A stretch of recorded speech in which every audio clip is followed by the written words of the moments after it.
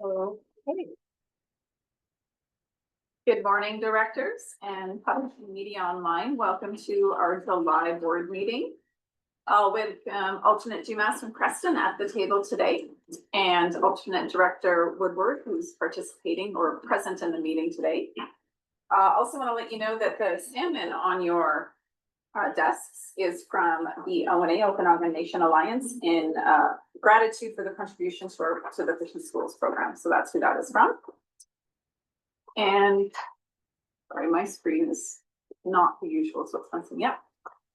I will begin by calling the meeting to order and acknowledging and respecting the Indigenous people within whose traditional lands we are meeting today.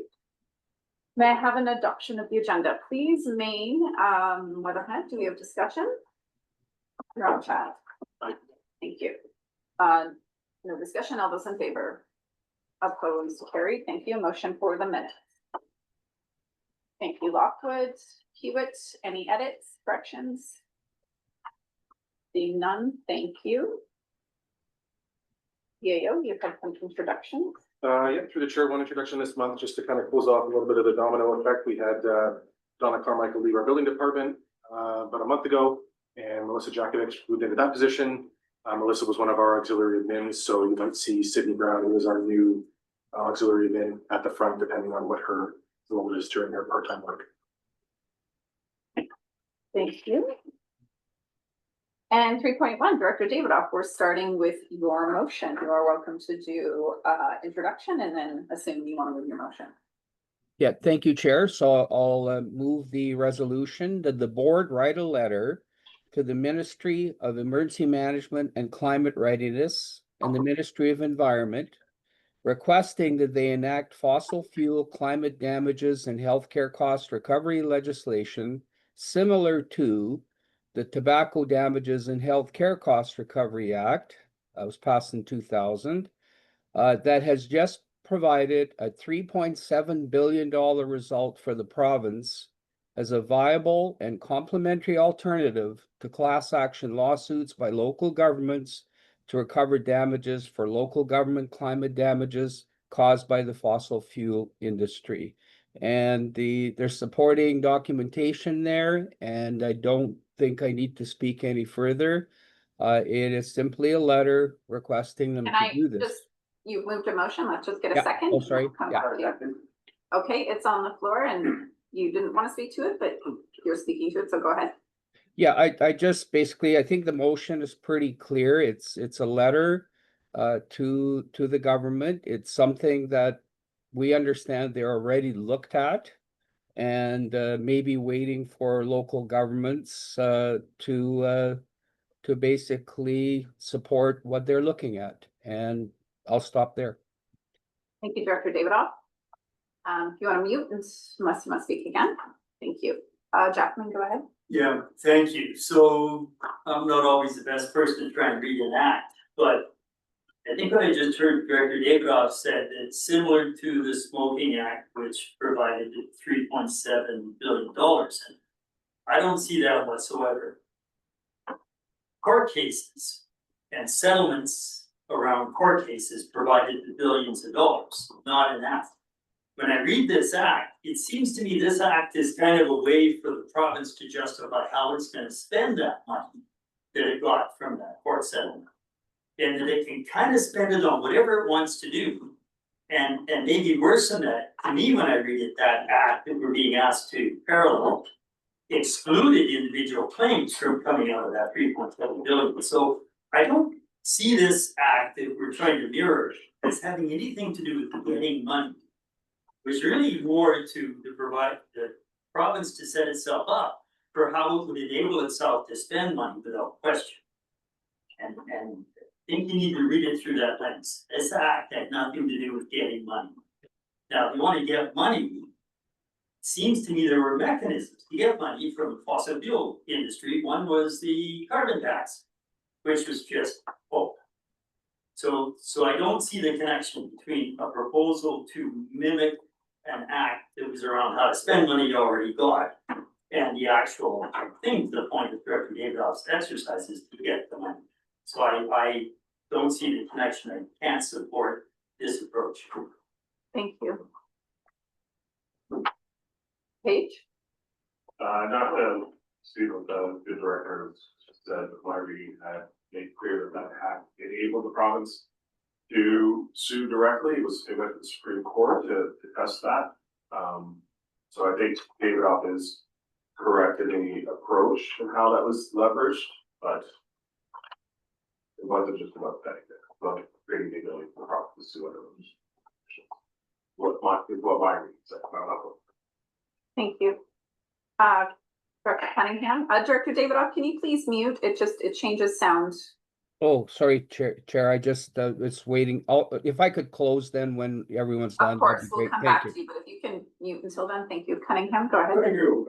Probably friendly amendment that we also send a copy to UBCM and APDLG for their edification. That's fine. I think that we can just include as a direction to staff to send to our corresponding. Should it go through?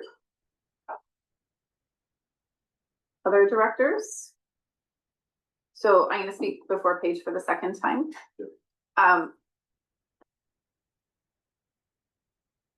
It's when we look at, and again, we're not lawyers, but from a legal framework of making the case, I'm going to make some comments that are going to try and come across as positive as possible.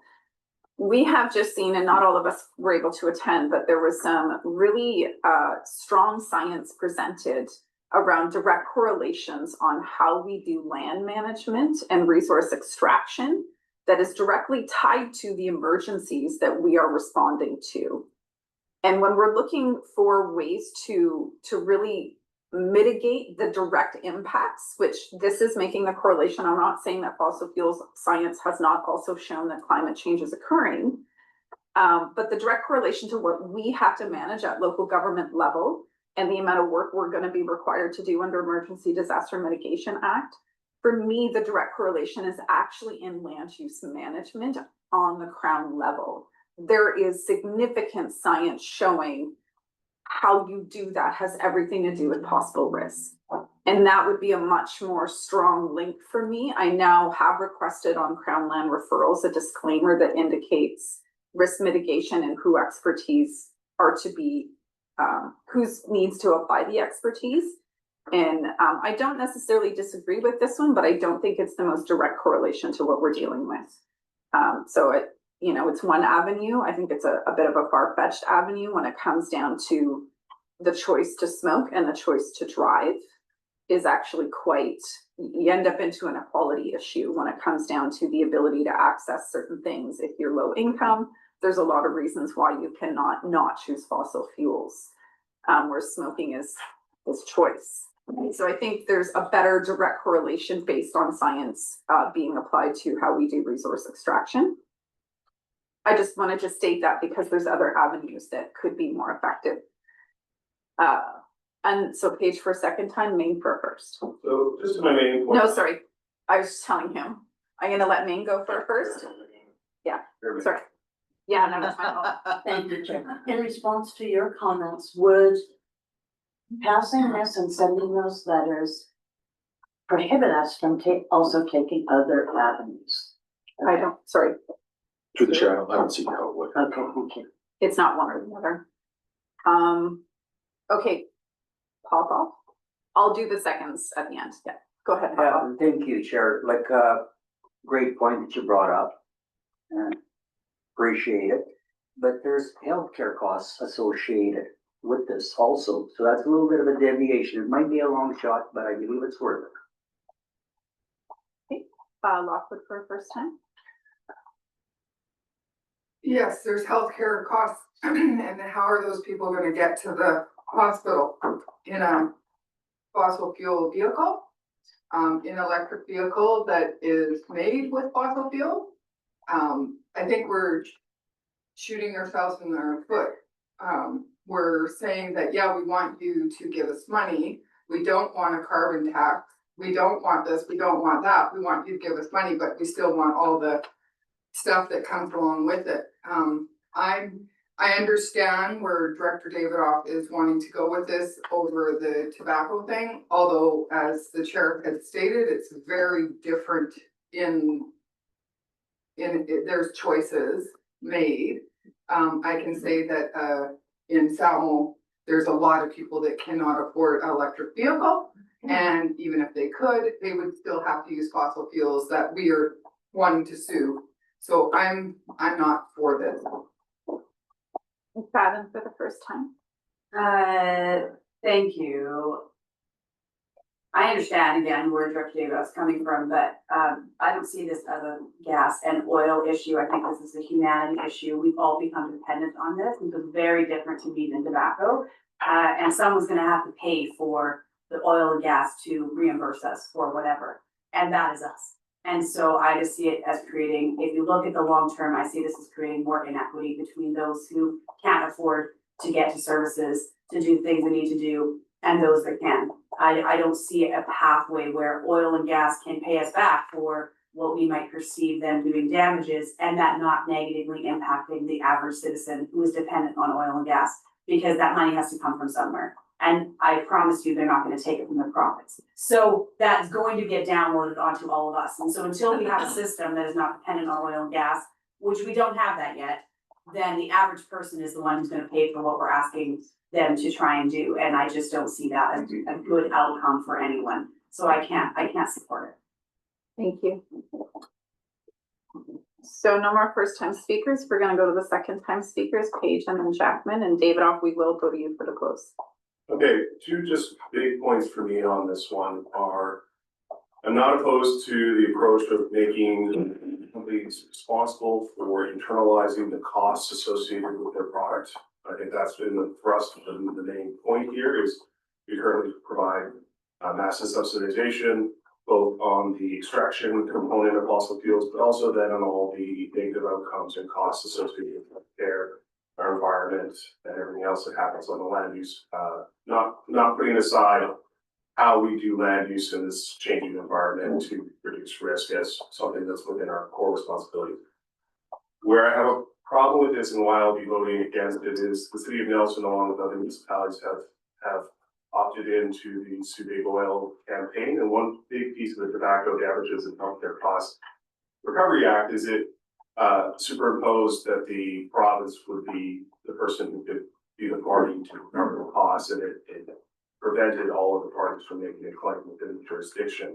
And that was part of consolidating that act. And so in this approach, for all that work that we've done elsewhere to get local governments to join a class action lawsuit to try and get those costs recovered, would get cut off. That work would be orphaned and stranded amount of work, because if this was enacted, the province would be taking the lead on any of that. And I think that's just not an intended consequence of this particular approach and this particular ask. And I'd like to really think more about how we're supporting other local governments and chasing this work as opposed to working at potential cross purposes and not really knowing the outcomes of where the province will land with it. So I'm not in support of this particular approach. That's Jackman, or is that your? No, Okay. Jackman, go ahead. So I appreciate and I take note of the statement that this act was necessary, a precursor to be able to sue. But when I read it on the act, it says direct action by government. The government has a direct and distinct action against the manufacturer to recover, in this case, the health costs.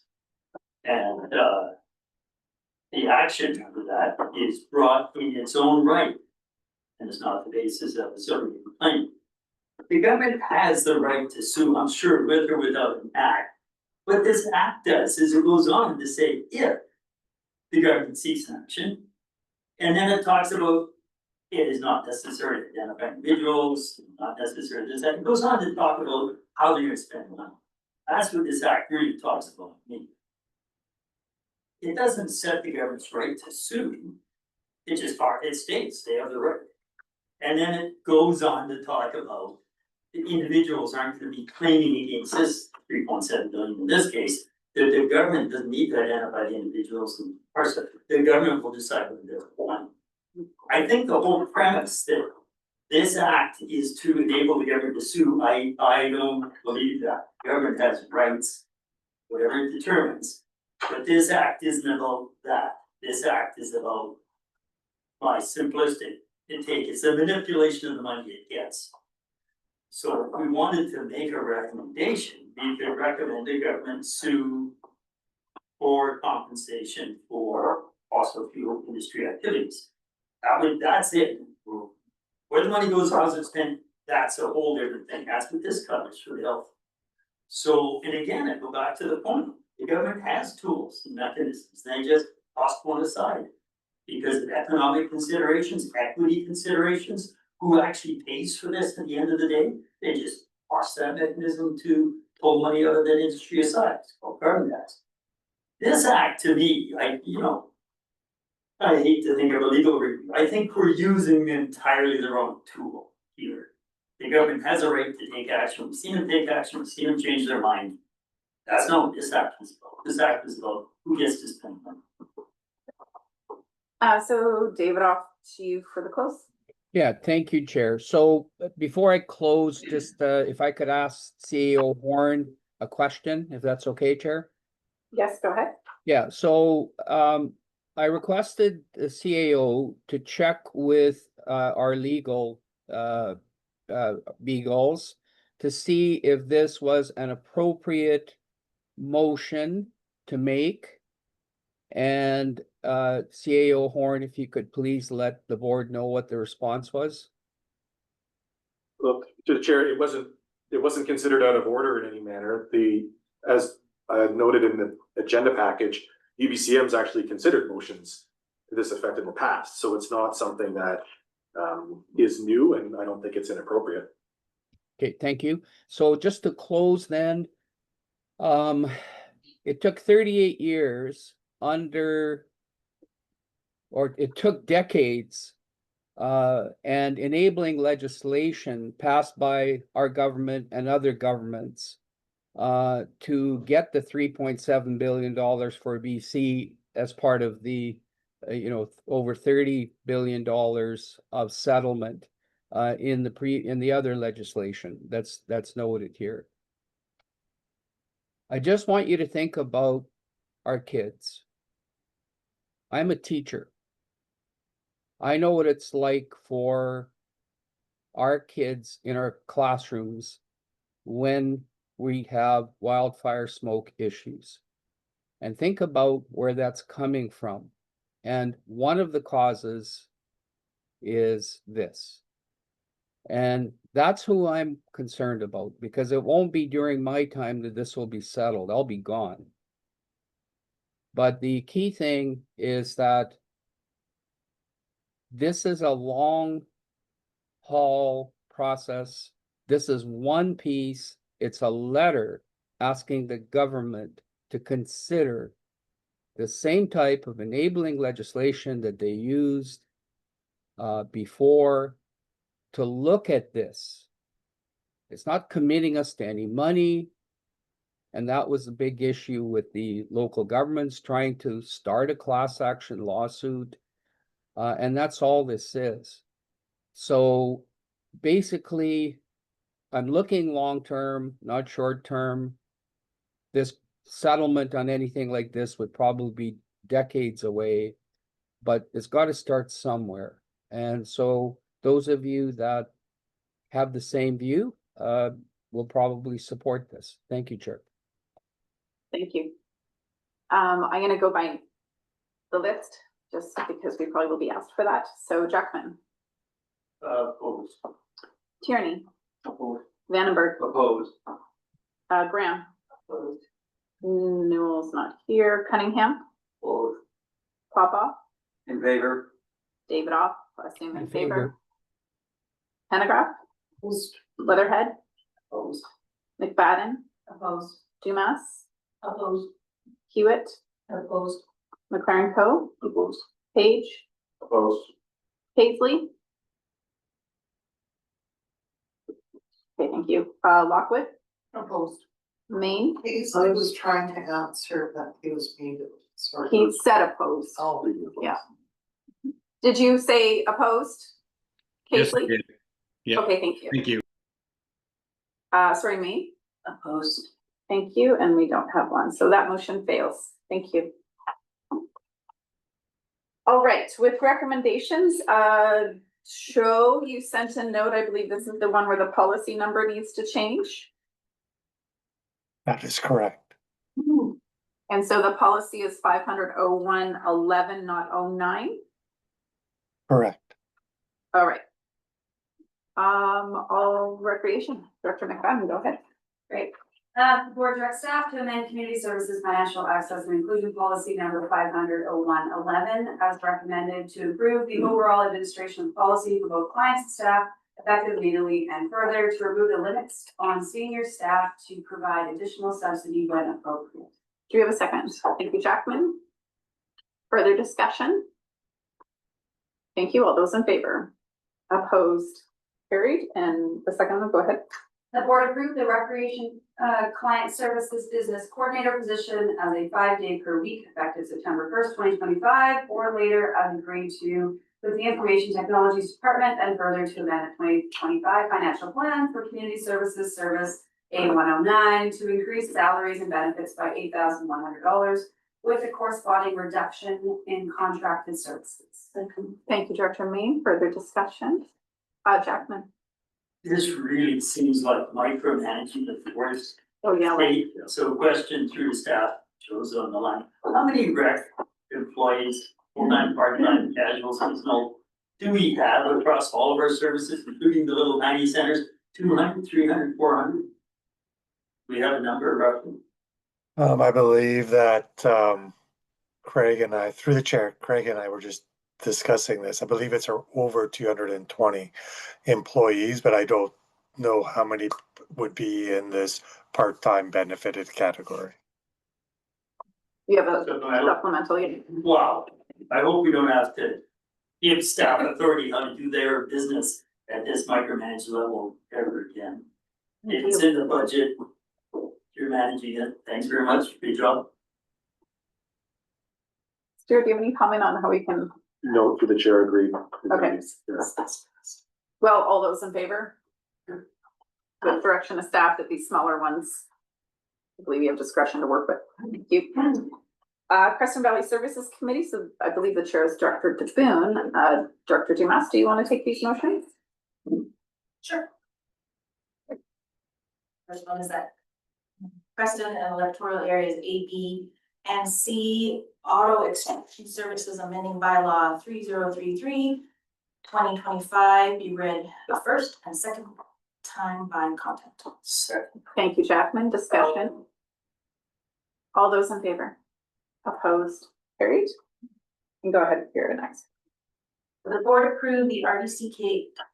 The RDCK extend the agreement with Kootenay Employment Services for 3-month period from June 1st, 2025 to September 30th, 2025 for the delivery of economic development services at a monthly amount not to exceed $10,000, including GST, with all terms of the original contract remaining in place, and further that the cost be paid from S107 Area A Economic Development and S108 Area B, C, and Town Crescent Economic Development, and that the chair and corporate officer be authorized to sign the necessary documents.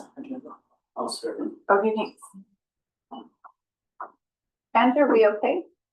I think so. Roger, do you need something? The agenda, paper public. Right on the corner there behind you. Is there none that one? Yeah. There is one available. There's no agenda online? It's a 404 car. Oh, okay. Right now. Like, We will get that going. Did you need a copy as well then, Councillor Woodward? Woodward? Okay, we'll get one printed. Thank you. Sorry about that. Discussion on the item.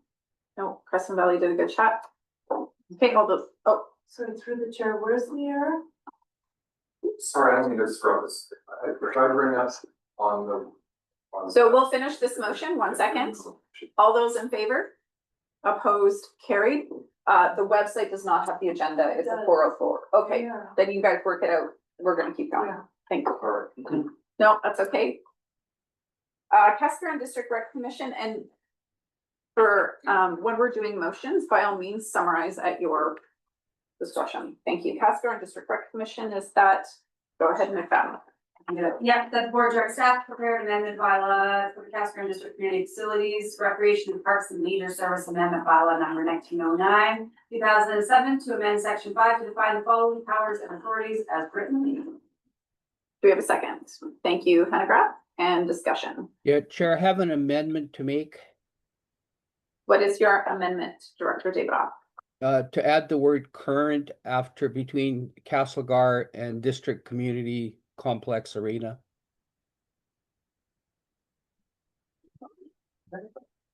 You're talking about the first bullet. Yes. So Adding after current, Castlegar and District Community Complex current, and after and current District Community Complex Arena.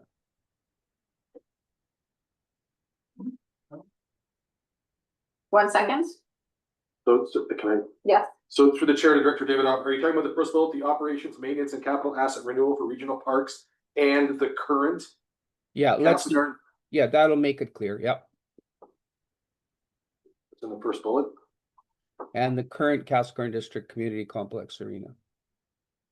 So I'm just gonna see if that's accepted as an amendment. It is not accepted as a friendly amendment.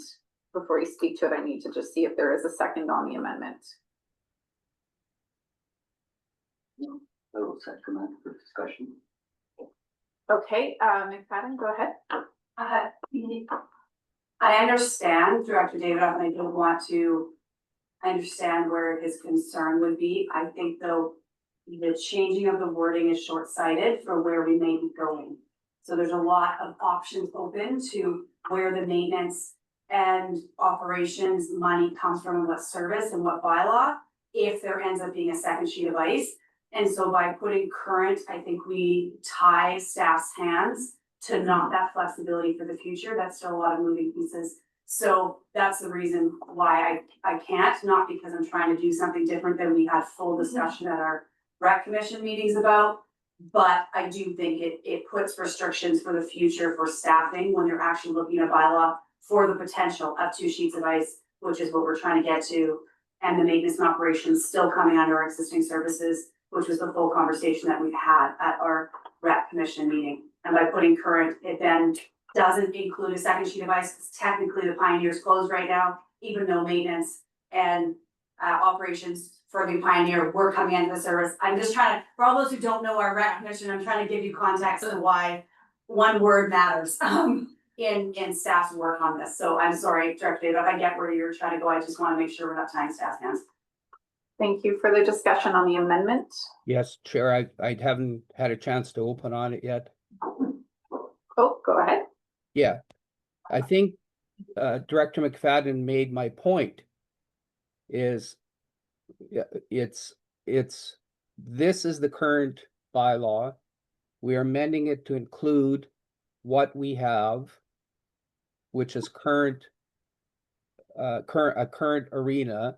So if we decided to build another arena, that bylaw should make it very clear where the operations and maintenance and capital asset renewal will come from. And that could come through a new service, because that's what's being contemplated, not using this service to build another arena. So to tie the current participants in S222, which happens to be all of Area I, and Area I is not going to be part of the new bylaw, the new arena. And if operations and maintenance and renewal for the new arena should be addressed in the bylaw that may come. But this makes it very clear, because this has been raised by my constituents. What are we paying for here? What are we agreeing to in this resolution? It's So the purpose of your amendment has been explained. We got that. Yeah, it's so open-ended that they said, Okay. well, please add the word current there, and that's what I'm doing. Okay, got it. Stuart? Through the chair, just a sort of a legislative note, bylaws are at a point in time.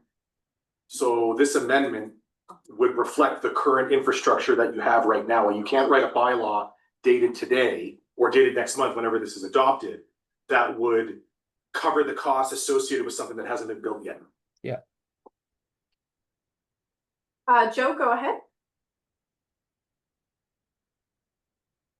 Through the chair, to note that the promise from staff to commission is that the draft bylaws will be brought back to commission for review. I understand what Director Davidoff's intent. I don't think that change actually would accomplish that in the direction. But we do know what the intent of commission is. This is just the bullet points are just trying to outline for the board what those amendments would entail in the bylaw, but it's not intended to be the full description of what the bylaw will have once we're finished. Thanks, Joe. All those in favor of the So amendment? Chair, hold on a sec. Can I speak again, please? Director David, can you please use chat? Can you please mute when you're not speaking and you need to speak again? Go ahead. Yeah, I'm sorry, my computer screen is jumping around for me to go to chat. My screen just. It's what jumps around. everybody has to follow for process. So Okay. same rules for you. Go ahead, speak. Yeah, I think this resolution provides staff guidance in how to prepare the bylaw. And the amended bylaw, the current one, S222. And so basically, this makes it clear to my constituents who belong and pay, every single constituent pays for service S222. They asked for clarity in the guidance to staff in how to prepare the amended bylaw. And that's why the word current is important. And I hope the other directors see that and support that, because it's too open-ended right now. Okay, you've made that point. Thank you. Thank you. Could you please mute now? Sorry, it really affects other people's Yeah, ability. yes, Chair, just give me a second. I really apologize. My computer screen is doing weird things. Thank you. All those in favor of the amendment? 1, 2, 3. Amendment fails. Motion and All opposed, Chair, because otherwise by default. Yeah. my apologies, all those opposed. The motion fails. Thank you. The motion Chair, in its, recorded opposed.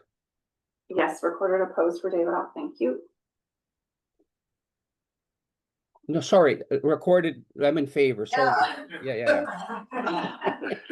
You can't record that I'm in favor. That's right, I'm already in favor. The original motion, all those in favor? Those opposed? I am opposed to the original motion recorded. All right, in favor of the amendment, opposed, recorded for this motion going forward. Main motion. The main motion, Director David Off is recorded opposed. Thank you. McFadden, your second motion. That the board directs staff to prepare an amended bylaw for Casper and Area Indoor Aquatic Center Local Service Area Establishment Bylaw number 12/21/1997 to amend the bylaw to define the following powers and authorities as written. Thank you. Do we have a second? Thank you. Discussion. Thank you. All those in favor? Yeah. Opposed?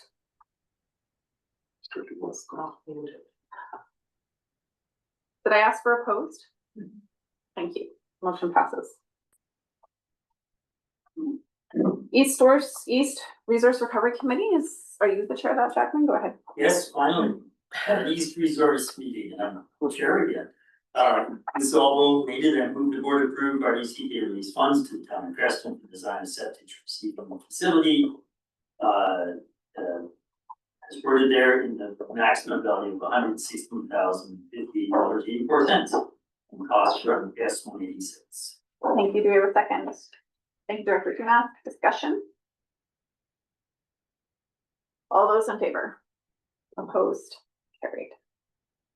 4.1.5, we do not have any motions from that committee. We'll move on. Minutes have been received. Joint Resource Recovery Committee, back to you, Jacqueline. Sure, so there's only two, separately, First one, all vote weighted, resolution 64524 as presented, be amended to read, the board approved the RDCK enter into a site license agreement with Air Car Wash and Main Storage Limited for car wash, Preston Car Wash recycling and flow to a maximum value of $42,000 for a period of 1 year commencing August 1st, 2025, the optional extensions and further document 8116 recycling. East Side Region and Chair Corporate Officer authorized to sign. Thank you. Do we have a second?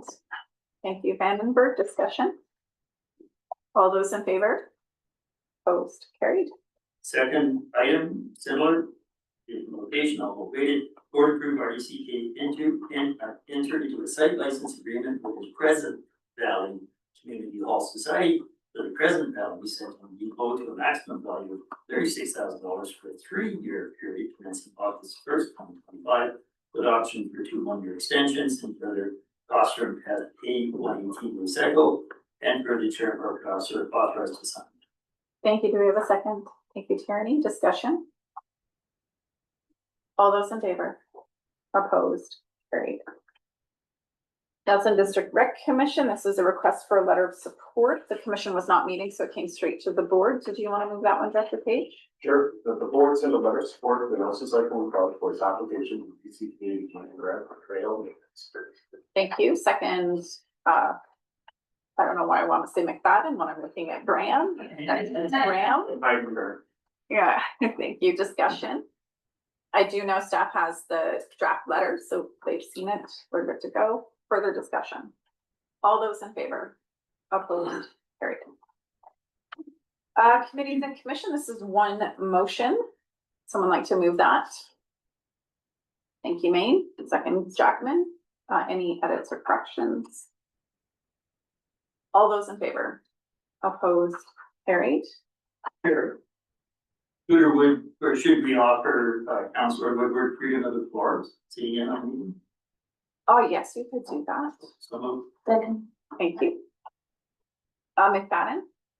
Thank you, through the chair, he's only the alternate director of the board, not a director, and we don't often, we never have in the past given alternate directors freedom of the floor at this table. I think 20 voices is enough. If it was joint resource or something and there was something specific, I would say maybe, but I just feel like we have enough voices at this table for the work that we do. And we open up a can of worms by allowing alternates, then if Brian is sitting here or fill in the blank, we may have a very, anyways, that was just my thoughts. I do think from a process perspective, the board table should be, the committees and commissions are where we can entertain more discussion. So I would agree with that. Sorry, go ahead. If that's Okay. reasonable, thanks. Thank you so much. So 4.2.2 Central Kootenay Invasive Species Society, the minutes were added, or sorry, the working group minutes were added to this as an addenda, just so you could see what they've been up to. This is calling for an appointment to that society. Would someone like to make a nomination?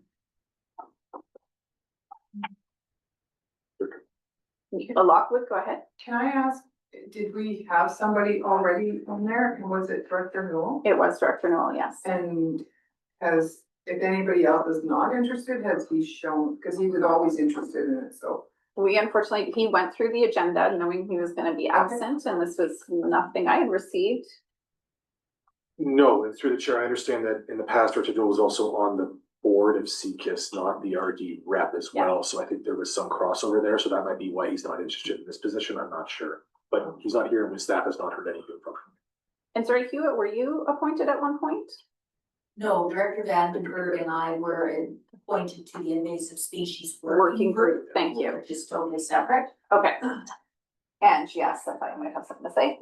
Through the chair, in the letter from CKIS, they say that the last RDCK representative to the CKIS board was Director Tom Newell, who resigned in 2024. Okay, thank you. Would anybody like to nominate somebody from this board? Paige? It's not a nomination within this point. Yes? So I look at this and can someone just maybe let me know why this is one of the groups that we entertain a rep versus others? Because certain groups love to have They a request full them. rep. When they request them, they end up on our agenda. It's not, our call. Maybe had gone through a process where we winnowed down the list a little bit and decided where we were making overt choices to put representation versus just answering requests. It's always in their Yeah. interest to have some pedigree there. Sorry, Stuart, go ahead. Just through the chair, I'd say it's completely your call as to whether you want to appoint someone. It might not be your call if someone asks you and you don't expect them to ask, but it's the board's, if the board doesn't want to appoint anybody, you don't have to appoint anybody. There's nothing that says you have to. Thank you. Yeah. Okay. David, go ahead. Yeah, I was also on the a board appointee, and I resigned. And Director Newell has resigned from the board.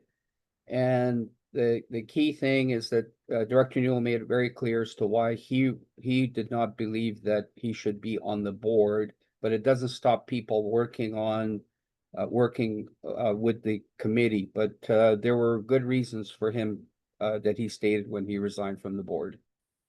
Thank you. Jacqueline?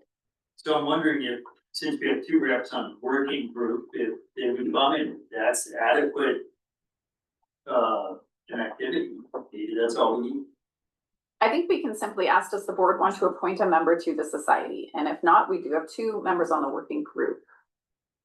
Go ahead, Hewitt. The invasive species working group is a term appointment, right? It's not, I don't know whether that's going to continue. It depends upon the funding that's received, which at this point is solely from the regional district of Central Kootenay, even though there are participants from the neighboring regional district who haven't seen fit to follow through with providing funding as well. But they are equal participants at that table, and there are representatives appointed. I have a dual appointment from the regional district and as the village, just because it seemed redundant to have 2 people from the village on there. But Councillor Vandenberg, as the former chair of that, might have more insights. Vandenberg. The only other thing I can add is that the purpose of the working group is to inform the board and society with good ideas. Thank you. Would anybody like to make an appointment on? Okay, then we do not need to. We will move on. Thank you. Community Services Canada Community Building Fund. Joe, this, do you want to speak to this? Your report was really well done, by the way, and thanks for emailing it out on the Monday. I appreciate that. Is there anything you want to add to your report? Through the chair, I think the important piece for the board to consider is that looking through when we got the big grants, looking through that history, looking through the history of the province, I believe those historical aspects are very important to consider. I think we really should not concentrate or think that we're going to get multiple $7 million grants in this round. Getting one grant of significant size would be a very good accomplishment. I do want to, so the city of Castlegar did send a letter from council, just noting a resolution or a letter of support for their project that's in this.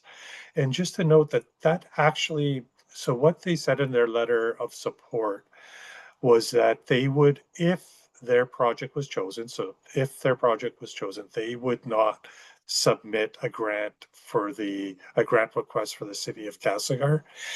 And that would strengthen actually that application for the Castlegar District Community Complex, because it does seem that although we're separate organizations, it does seem that may play a little bit into decision making based upon previous awards. Just like the amount of money that is given to any one community or any communities. So I could definitely see where that letter of support could be important, that the province realizes that the city is not putting in an application if this application goes forward. I think that would be the only additions. Thank you, Joe, and thank you to the city council for this great partnership work. Discussion, McFadden, go ahead, and then Cunningham. Can I move the motion? You sure can. I'd like to move the motion as written, in our agenda with those three, priorities. Thank you. Do we have a second? Thank you, Cunningham. Discussion, go ahead, Yes, Cunningham. I'd like to amend the motion only because for readings purposes, it says President Septic Receiving Facility, Arena Refrigeration Replacement and Direct Digital Control Project. The way it's written, the word Creston should be included, shows two Creston projects, therefore should be written as Creston Septic Receiving Facility, Creston Arena Refrigeration Replacement and Direct Digital Control Project. Okay, I think that, Otherwise, you may think it's one of the other arenas. sorry, let's just clarify. It's cast so far, isn't it? Through the chair, the arena refrigeration replacement and direct digital control project. Joe, correct me if I'm wrong, that's multiple facilities, isn't it? Craig, go ahead. Sorry, I saw Craig turn his video on, whoever. Oh, no, through the chair, that's one project for two facilities. Cunningham, and so in the report and the applications will specify which ones, It'll but tell that one's for two projects, okay? yeah, thank you. Vandenberg, go ahead. Just a Oh, question. sorry, I didn't rely on my vice chair here, Page and then Vandenberg. Yeah, I'd like to move an amendment to replace the Castlegar Arena with the Nelson Arena. I'll see you to the second there. Sorry, the arena project, Craig, can you specify which two arenas this project is for? That's not the one. Through the chair. So the arena refrigeration, so what Director Page is referring to is the Nelson Civic Center. The application would be for the refrigeration and DDC controls at the Nelson and District Community Complex and the Creston and District Community Complex. Mixed up all that. Okay, so your amendment is that you would remove the NDCC, CDCC project in here. What's your amendment? Wants to remove the Castlegar. So through the chair, the Castlegar and District Recreation Complex Expansion Project would be replaced with the Nelson Civic Center, Civic Arena project, per the report. Which is a facility we don't own, We correct? operate it, we don't own it. We operate it, we don't own it. The amendment is to remove, thank you. We're clear on the amendment. Is there a second on that amendment? Graham. I'll take it for discussion. For discussion, so let me just note that.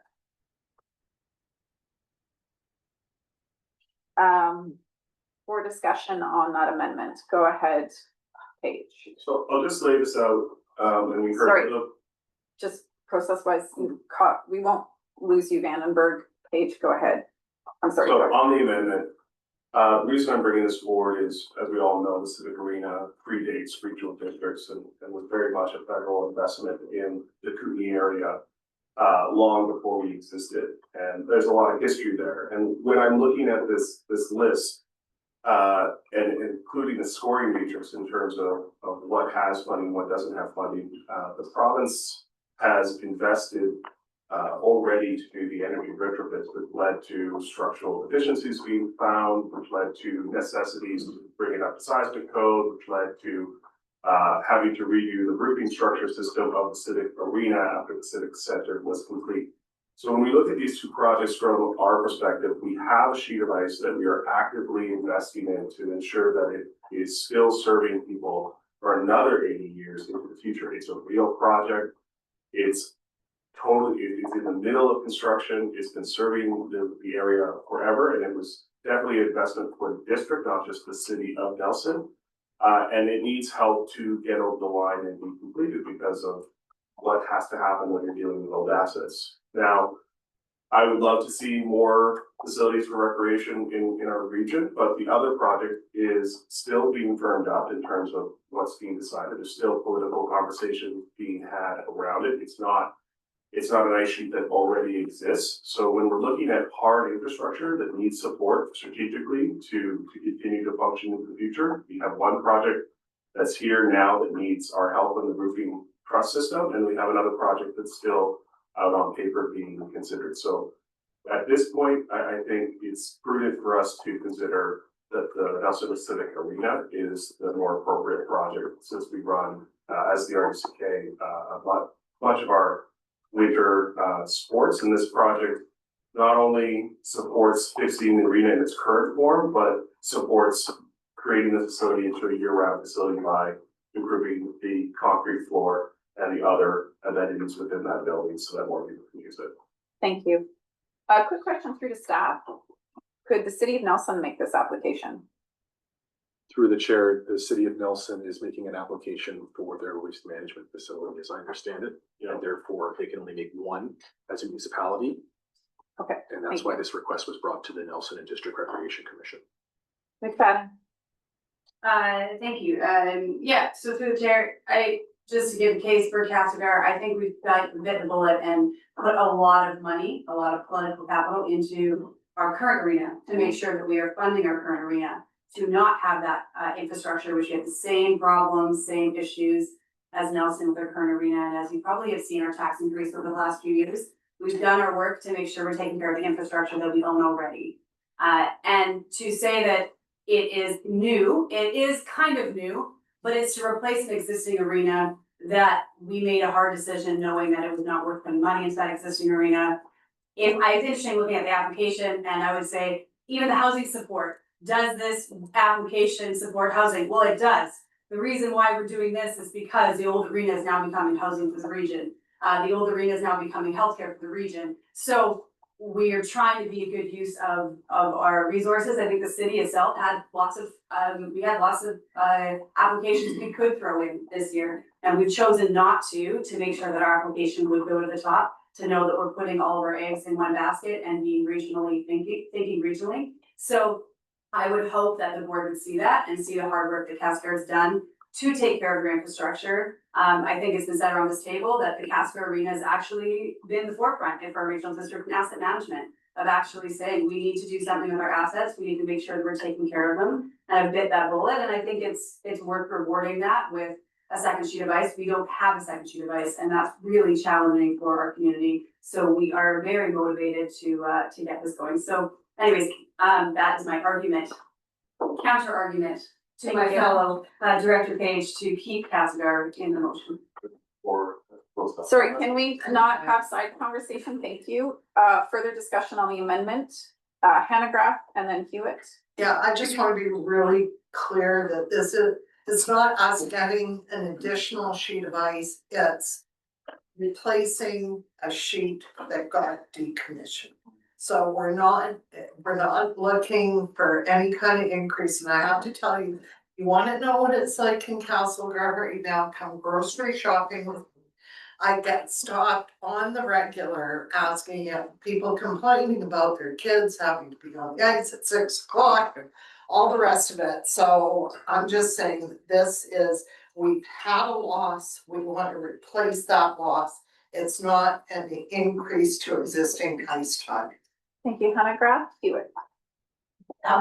Just in fairness, I wanna ask you if Castlegar has submitted their own application as well, so we're dealing with apples and apples. So the city of Castlegar could, although this is a regional district facility, correct?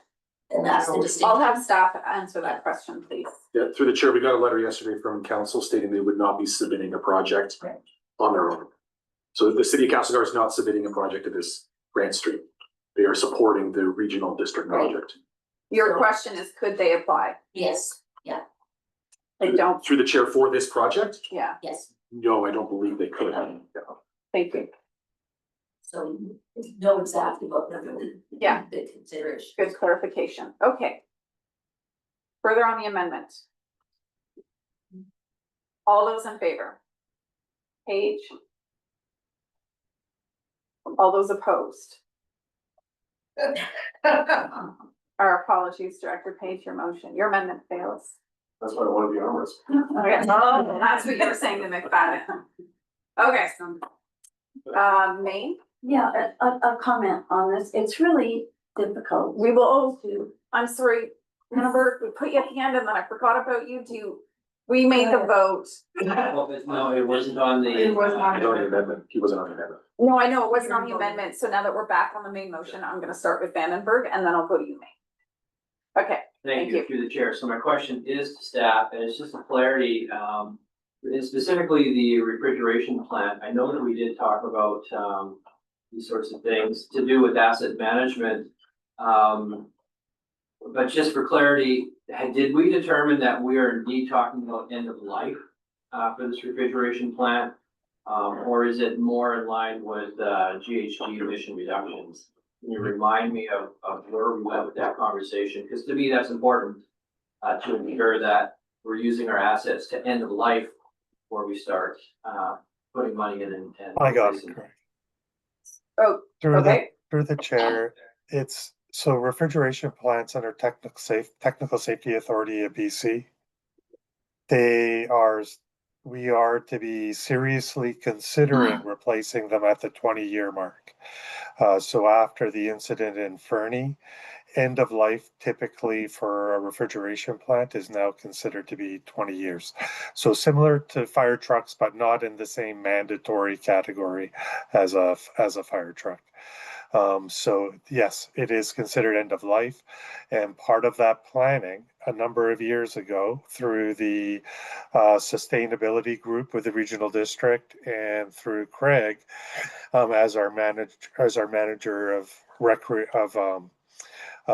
asset management for community services, it was identified that there actually is a crossover there of where there's a potential to do more work. So that is actually what led to the report that you're going to be getting later on on the agenda. Thank you. Thank you. May. Yeah, thank you. It's really difficult to balance what I already know, what I think I know, what I'm learning all of a sudden at this table, and come to a decision that I feel is made not only in good faith, but with some understanding of the situation. And this was not one of those.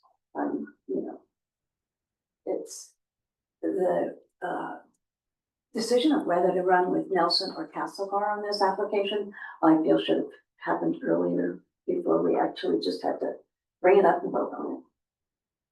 Thank you. The report outlined the options and it included Nelson and the different considerations. I think it was, you know, Dr. Page as the representative for Nelson had more context than perhaps was in the report.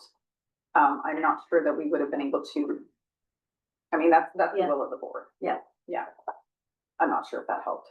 Yeah, no, that's fine. I'm just, you know, trying to say, am I, you know, going around the table looking at people's faces? I don't think I was the only one who's going, what, at this late moment? Well, that's how we roll. We got a lot going on. Yeah. So we have the original motion now. And it failed on that motion. Chair, we have a bit. That the board directs staff to prepare and submit 4 2025 strategic priorities fund applications to the UBCM for Creston Septic Receiving Facility, Arena Refrigeration Replacement, and Direct Digital Control, which is for NDCC and CDCC, and the Castlegar District Rec Complex Expansion Project through the Capital Infrastructure Stream and Asset Management Capacity Project through the Capacity Building Stream. Right, and I'm going exactly down. Thank you. I wanted to put a little recraft and stuff in the whole thing. Okay, yeah, that's in there. Oh, yeah. So through the chair, we are going to specify Nelson District Recreation Complex and Castlegar District Recreation Complex. Yes. CDCC is actually Creston. Yeah, sorry. RD is our short form for Castlegar, so we won't use short forms either for acronyms. All those in favor? Opposed? Carried. Thank you. 5.2.1, Stephanie, that's why your screen's been on. Good to see you. Do you want to, we have our report. Is there anything you'd like to add beyond what was in the report or anything you'd like to say before we go to the table? Yes, please. Thank you, Chair Watson, and good morning. The internal project team, which is comprised of RDCK staff and 7 municipal staff partners, is recommending that the board consider an amended approach to carry out the completion of the regional and local community needs project within the existing contract award amount. The main directive of this restart plan and amended approach is to provide a clear and effective path towards project completion that meets the goals and objectives of the original RFP while adhering approximately to the original scope and budget of the project. In essence, the proposed reimagined scope has been designed not as a rigid template for rural areas, but rather as a flexible framework that will be adapted to meet the specific needs and characteristics of each community via the proposed fringe planning case study assessments versus an assessment for the entire region, which was part of the original scope. This project represents a holistic regional growth management planning exercise that has never been done before in our region. Recognizing this, the internal project team recommends that the RDCK board support the revised scope and approach to complete the regional and local community needs project. Thank you. Thank you. I've got Jackman and Payne and then Vandenberg. Go ahead, Jackman. Thank you. Through the chair, there's reference in the report to a couple of technical evaluation workshops that I'd like to see what they came up with.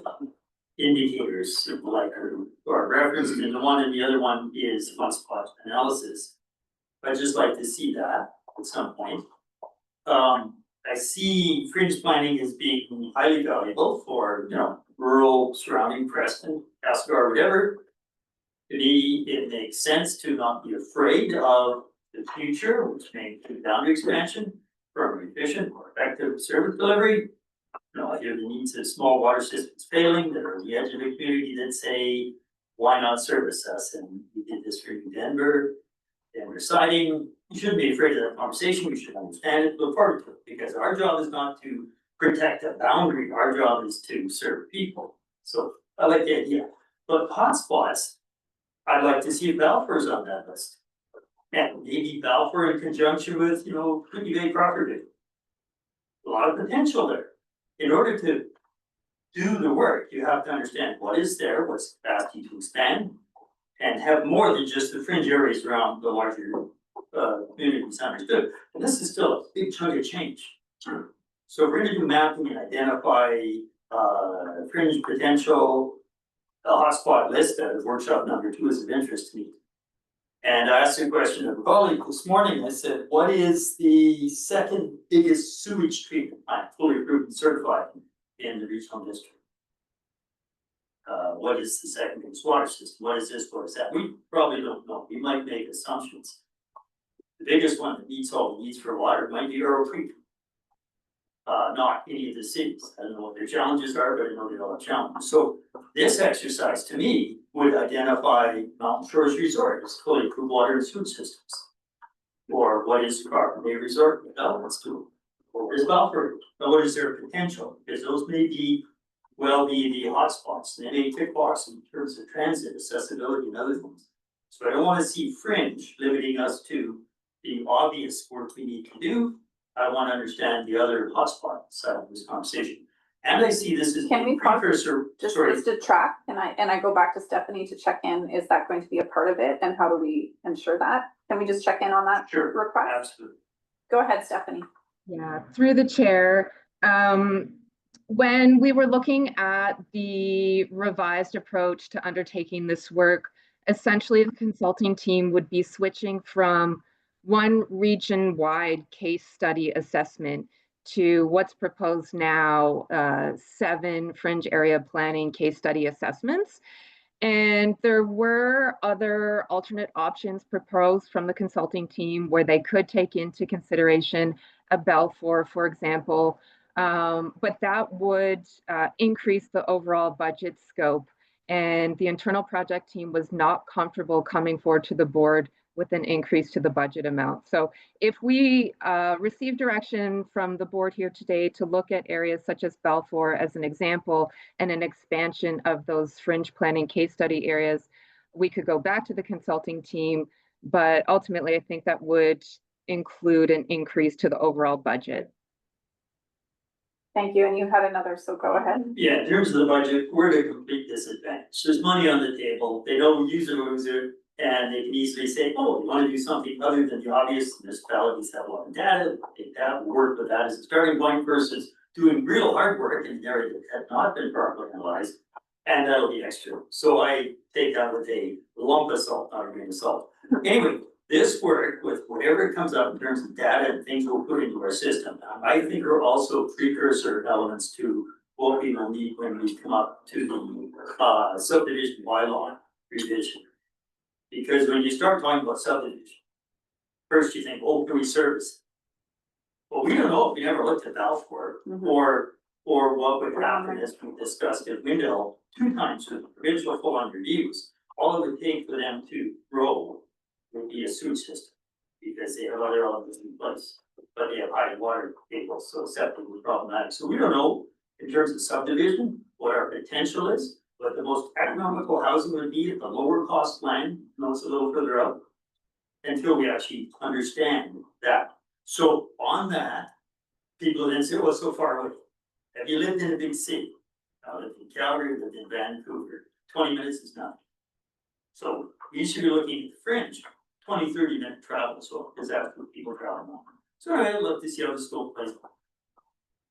Okay, so I've got Paige, Vandenberg, and David off so far on the left. Paige, go ahead. Just building on that, I'm curious when we're looking at like Greater Nelson or Greater Salmo and the hotspot analysis, how does something like Weimer show up in the Greater Salmo conversation? How does Balfour show up in the Greater Nelson conversation in terms of we're looking at area F, and it is may not be on the fringe, but certainly those communities are veteran communities of Nelson, and people travel to and fro, and how their service matters. So how would that show up in these studies, those little hotspot communities? Go ahead, Stefan. Thank you, through the chair. That's a wonderful question, and I do not have the answer to that because we haven't undertaken the work. So at this stage, I wouldn't be able to answer how a Weimer or a Balfour shows up, but I can take that back to the consulting team to see how those 2 communities in the essence of the, Greater Salmo and either Greater Caslow case study area could take those outlier communities into account. That's part of this exercise, which we haven't undertaken yet. Yeah, I think, and I'll flag my note, I won't say it now. Vandenberg, go ahead. Well, thank you, and just a comment kind of on the report. So my colleague has identified the advantages. To some degree, spoken to how important the hotspots type of thing are. And he spoke specifically about water treatment plant, sewage plant, perhaps transit fits in that, but these are assets, and assets are not excluded or included in the hotspot analysis should also identify specific assets because they're relevant. And also my colleague has identified the parallelity of this work to our subdivision bylaw work. And we can't have one without the other. So I have touched on that again, and I appreciate that. I want to go again now to the specifics of 4.5. There's actually 2 4.5s. And the one that I want to refer to is the measuring success metrics, 4.5. I think the opportunity lost in there, I don't think those are really measuring metrics that are in there right now. Those are fluffy kind of motherhood type of statements. And the opportunity is to reflect on the value of identifying assets. That is what your metrics ought to be based on, not patterns, thresholds, and alignment with shared goals. I don't know what any of that is. How do you measure that? So not that that's a big thing, but I just wanted to point out that if you're going to have some metrics, the lost opportunity here is with your hotspots, is identifying your assets, which informs this work, which then helps to inform our subdivision bylaw later. Stephanie, did you? Go ahead. Thank you, Chair Watson. Through the chair, just to respond, the criteria that we're having to follow for this project, as we all know, is part of the province's complete communities criteria as our funder. we're obligated to meet that program requirement. Through the hotspot analysis, though, we will be looking at infrastructure feasibility. So I think we will be touching on what Director Vandenberg and Jackman were mentioning and making that connection to subdivisions as an example in our rural electoral areas. Good. Davidoff, go ahead. Yes, thank you, Chair. So in Castlegar and District, and I know in the report it says Greater Castlegar, but we like to use Castlegar and District when we describe our subregion. And we just finished the City of Castlegar official community plan. We just finished the Area I community plan. And part, which you know how long that took. And part of the work we did was look at these types of things in our community planning, and RDCK staff was part of the City of Castlegar process in an advisory capacity. I guess what I'm looking at right now, and a question to staff through the chair, will this work in Castlegar District identify where we could have liquid waste management expansion? And that's a Castlegar project right now. And will it identify, where we can place affordable housing within the region and service that? Like there have to be identifiable matrix, deliverables in this work. So the key thing is, and then will the directors from I&J be part, and the city representatives be part of this work, part of this committee? Because right now, I'm not aware of what's happening with this work, because I'm not part of it. I don't know if Director Hennegraff is part of it. I don't know if Mayor McFadden's part of it. We've had 2 presentations at the board, Director Davidoff, just clarifying for you. I understand, but the key thing is, I'm taking the point of what what Kelly made, is that when you have specific deliverables, if our goal is to identify how we can improve liquid waste management services within Castlegar District, that is a really huge asset issue that can help us with working together on developing within the fringe.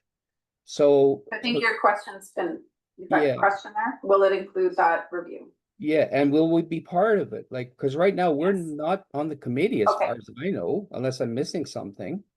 There is no committee for this. Go ahead, Stephanie. Exactly. Thank you. Through the chair, just to respond to Director Davidoff's questions and comments, part of this project and the final deliverable would not only include the geospatial mapping for those fringe planning case study areas, but also submission of a final report with recommendations for future planning work, including a potential bank of policies, actions, and next steps. So in your particular case, maybe that would include a recommendation for future work with regards to a liquid waste management plan, because we're looking at potential future growth areas. Part of the criteria for the Complete Communities program, as we know, includes looking at residential land. So that would touch on affordable housing, Director Davidoff. So that's my response to where those would show up in relation to this project. Okay. And Stephanie, can you just, 1 second, you had another question. I'm just going to clarify. Stephanie, I believe the report outlined where directors are involved in terms of consultation with them. Can you just highlight that for us? Yeah, thank you, Director Watson. Through the chair, where we're at with this project and engagement with our elected officials, as the board will recall, we last met with the consultants at a board workshop in, I believe, February of 2025. Part of the original scope was to take all that information, work with the staff project team, undertake the regional assessment, and then come back to the board with the final report, geospatial mapping actions and next steps through a presentation, and then answer questions, take comments from the board, and make any adjustments as needed. The restart amended approach does not include any additional board engagement. So you would be seeing the consulting team as part of their presentation of the final project work. So supplemental, Chair? Yes, go ahead, you're one supplemental. Yeah, through the board, I think it's really important to have the elected officials involved in this work, because eventually all this stuff becomes political. And to wait until there's a final report and then provide comment, like I think we need to work together during the process. And I don't know if that's within the scope of this project, but this is pretty heavy duty work. And for us not to be involved in it until we see a final report and then make amendments if necessary, is where I think this process is lacking. So that's my comment. Thank you. Thank you, Director Davidoff. I'm going to go ahead, and then we've got Graham, McLaren, and Cunningham. Stephanie, I just want to note that you, I believe from what I've seen on the reports, your lead on this one as well as on the subdivision bylaw. So I just want to make that connection, because I hope you're able to do that when you're doing this work. I think that's a really critical connection between the two. My question is, when it comes to, I do agree that it would be, I believe, really advantageous to check in with directors at some point regarding those high concentrated areas that are not necessarily known because there is no data. That's the gap we identified in the first kind of response to, and I do think the pivot in what is being proposed here is more aligned with what we indicated. But part of the reason why it was so far off is because of the amount of information that is not available via data in our rural areas. That tends to be information directors have in terms of knowing who's where and where it's concentrated. One metric I wanted to suggest, if not already considered, is being able to identify the amount of PODs in a certain area to point of diversion, which is your water system connections, to then identify, is there a concentration that does highlight a hot spot that is not in our information, because we also don't have land use planning wall-to-wall that would identify concentrated areas. So would we be able to include metrics on point of diversions, which is obviously data from the province, and then a population density that would complement that to identify hotspot areas for further review, you know, knowing that this project wouldn't necessarily deep dive into that, but it would identify those hotspot areas that need more work. And can we have a check-in with directors at midpoint? Those are my two questions. Thank you, Chair Watson. Certainly, I've made note of all of the comments that I'm hearing today at the board meeting in relation to this project. I can certainly bring back to the consulting team your comments about the metrics, point of diversion, and population density to see how we can accommodate for that in the project. And then I'm not sure if I'm forgetting the second point of your question, if you could remind me, Chair Watson. That directors are checked in with at some midpoint for a final project. So we have a bit more of a known what to expect, and anything that we might, just that there's a bit more of that check-in point before we see a final. Yeah, through the chair, recognizing we're wanting to keep this project, at least the staff recommendation, within the existing budget scope. I think what I could do as the project manager for this project is to come back at agreed upon point to provide an information update to the board, receive your feedback, and take that back to the consulting team at this stage. I think we could make that work within the existing budget. I'll note that bringing it to the board doesn't quite address what we're requesting in terms of that engagement, but I do understand your constraints. Graham and then McLaren Co, then Cunningham, Page and Vandenberg. Sorry, I didn't Page for a second time, I believe. Maybe not on this one. Go ahead, Graham. Thank you, so through the chair, I really struggled with this, as an area director with this whole project, and I really struggled in seeing value, and I think one of my comments were that I hope the municipality sees some benefit from this, because I really did not see a whole lot of benefit coming to the areas. So I'm glad to see the staff doing what they're doing here today. Very supportive of this, and all of the comments that have been made are really great. I'm echoing all of those, and I'd be happy with the motion. Sure. So I would move that motion. Second. Okay, thank you. Motion's on the floor. We'll keep going with the speakers list. McLaren Co. Thanks, Chair. Through the chair, just from a municipal perspective, from a small municipality that has little to no planning staff or very limited capacity in terms of planning, I'm trying to, I'm trying to approach this with a regional perspective, but at the same time, I do have to report back to my municipality. And I was wondering if staff could help me allay the skepticism maybe that there exists on the other end of this conversation when I go home, if that's not too vague of a question. Thank you. Go ahead, Steph. Through the chair, I certainly would be happy to connect with the administrator who sits on our staff team to help provide more information, or to have a one-on-one session with your municipality to help bridge that gap and provide information that might remedy their skepticism.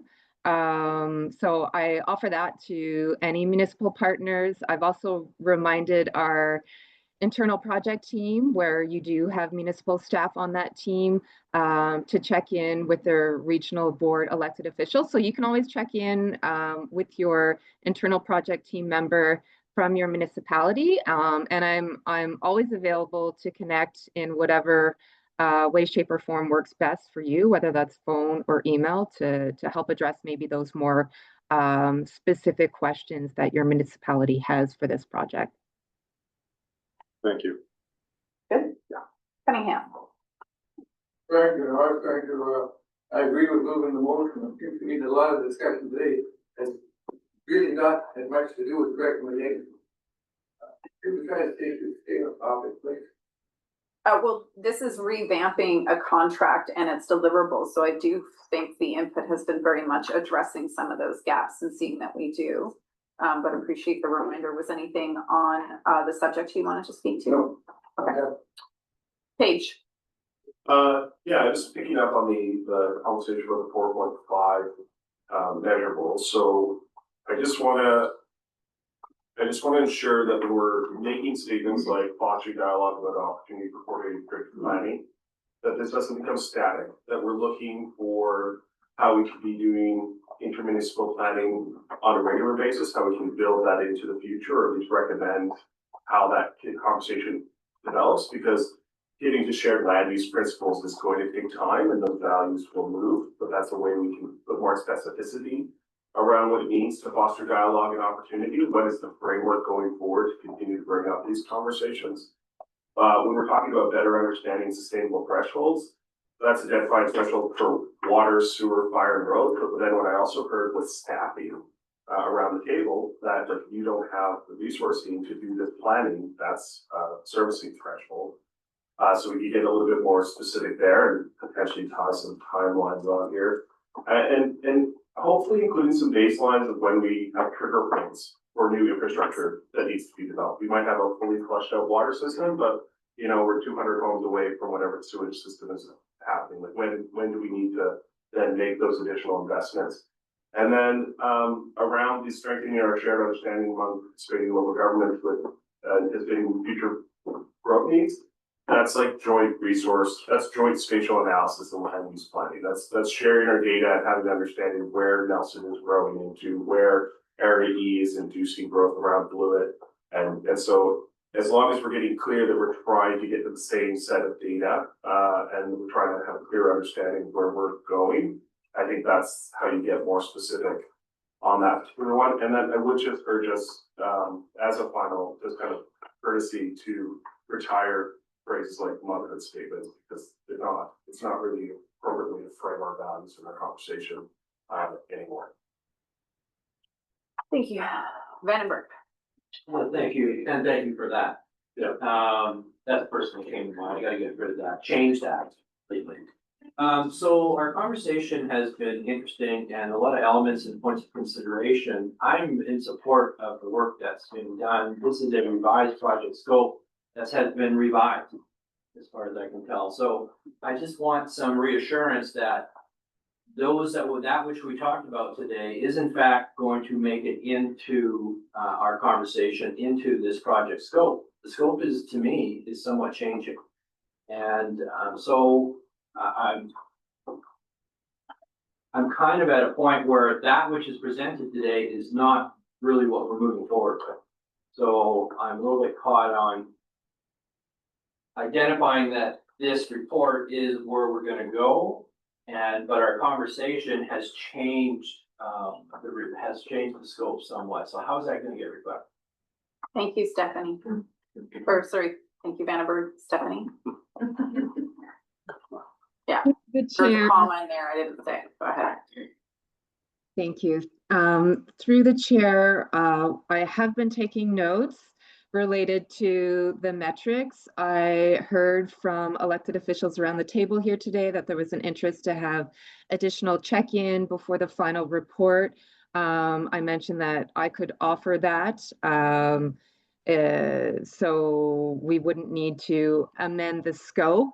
Unfortunately, I'm not able to speak on behalf of the consultants about the metrics, but I'll pass that on to them. And I guess maybe I'm wondering from the elected officials what, in terms of the staff report presented versus what the comments have been here today at the board table, what changes in the scope you're looking for, just so I can get clarification.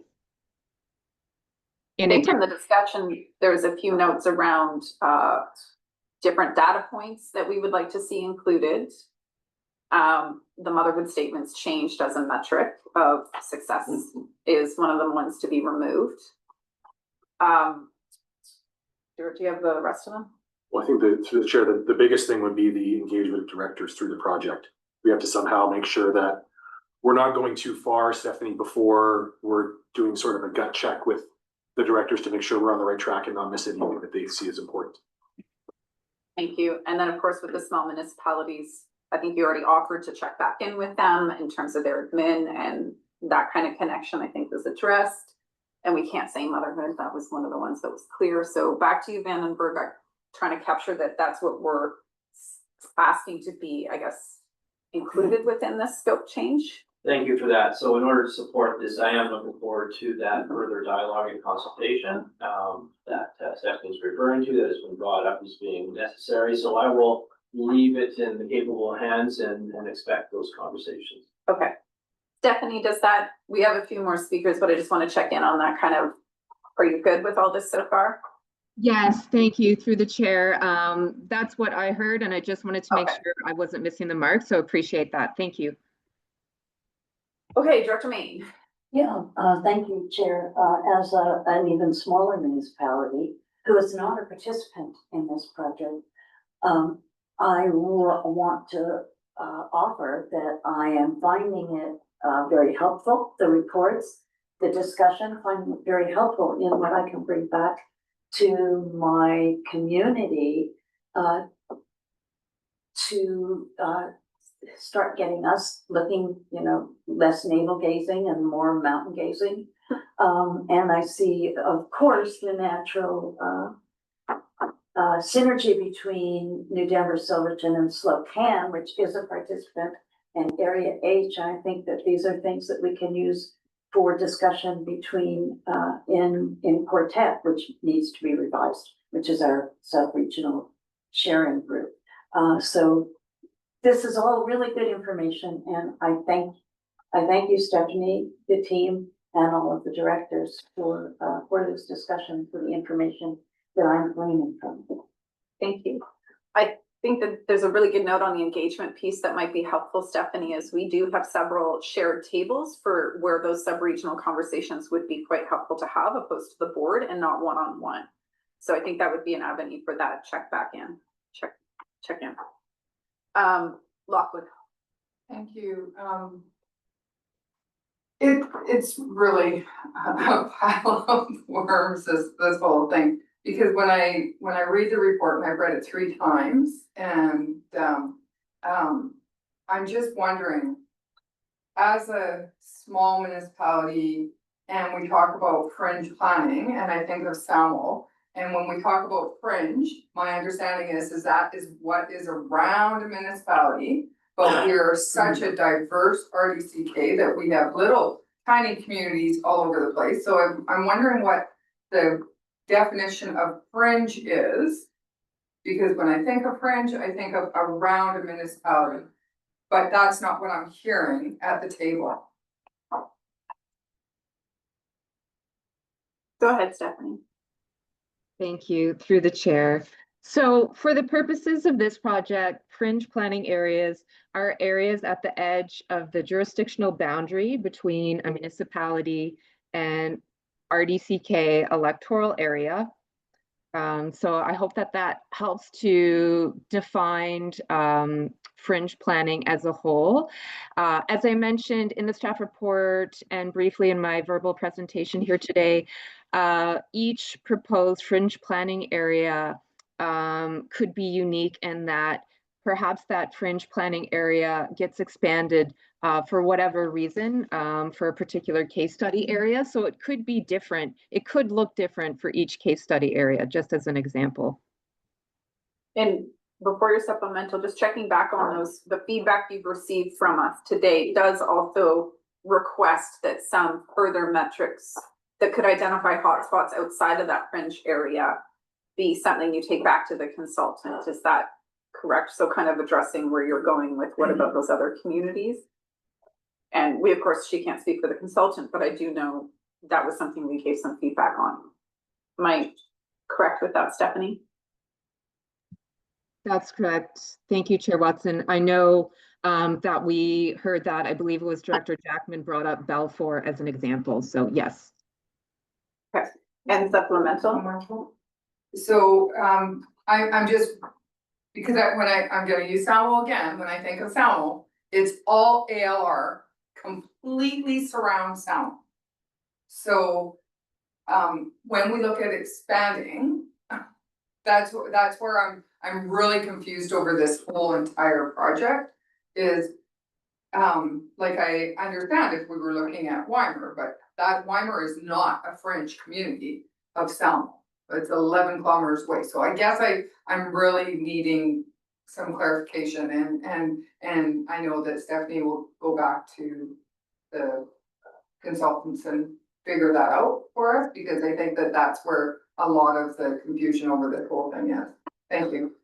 Well, I think a good summary of this project, and Stephanie, please correct me if I'm wrong, this is looking at the data of potential growth areas, not are you growing and going to do that. It'll make recommendations on areas to consider. So it's not going to go in and say, we're doing this. It's going to go in and say, here are the areas that need to be considered and what needs to be considered. Is that a good summary of what this is doing, Stephanie? Thank you, Chair Watson. Yes, it is. And just to speak to Director Lockwood's comments about the agricultural land reserve, just a reminder for the board that the town of Creston was keen to partner with us on this project because they're looking at having future discussions with the Agricultural Land Commission, and we're hoping to use the geospatial mapping and outcomes of this project to provide that technical analysis and be able to have those conversations with the Land Commission directly, just as an example. So, you know, perhaps that's of interest to the village of Selma one day. I'm not sure. So McFadden, Popoff, Cunningham, and we need to move along. So McFadden. Thank you. Thanks for all everyone's comments. I guess just listening, I did get briefed from my staff on this before we came today, just how it fits into ours. They were thankful to the RDCK staff for all you're doing and appreciate the change in scope. My thoughts though really quickly are I think we need to be careful that no one project can hit all the mark, like for everyone. And so we have to start somewhere. And as soon as you start expanding a scope too far within the same amount of money, you're actually gonna get less data that's important, that's good, that's useful. And so I would just be cautious. I hear like lots of thoughts.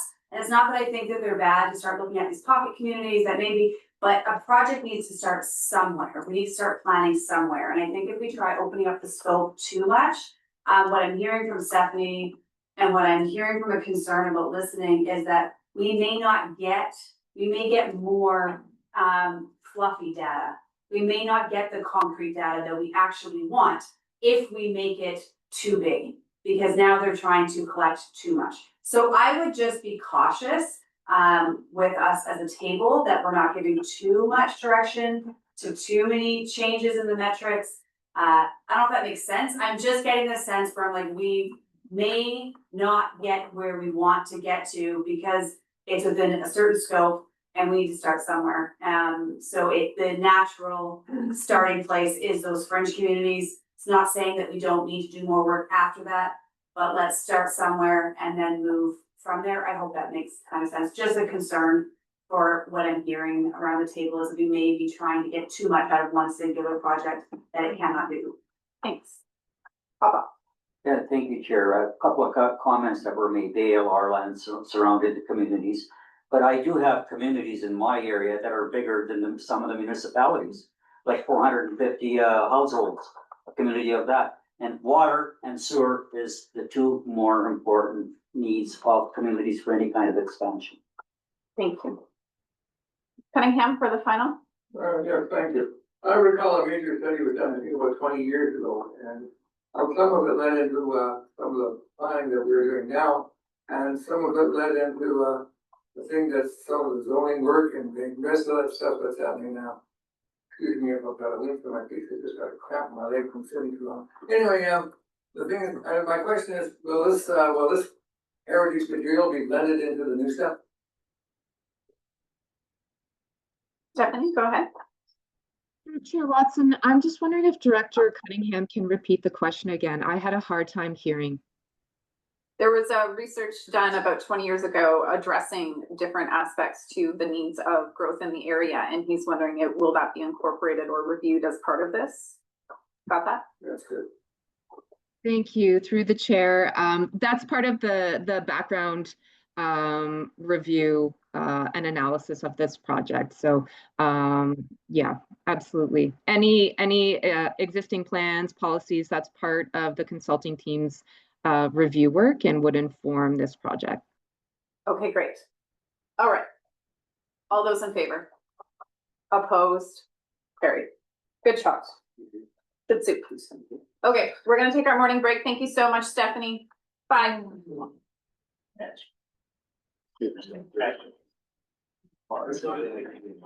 do you want me to do? Oh, it's just chocolate. Okay. Can you mute us again?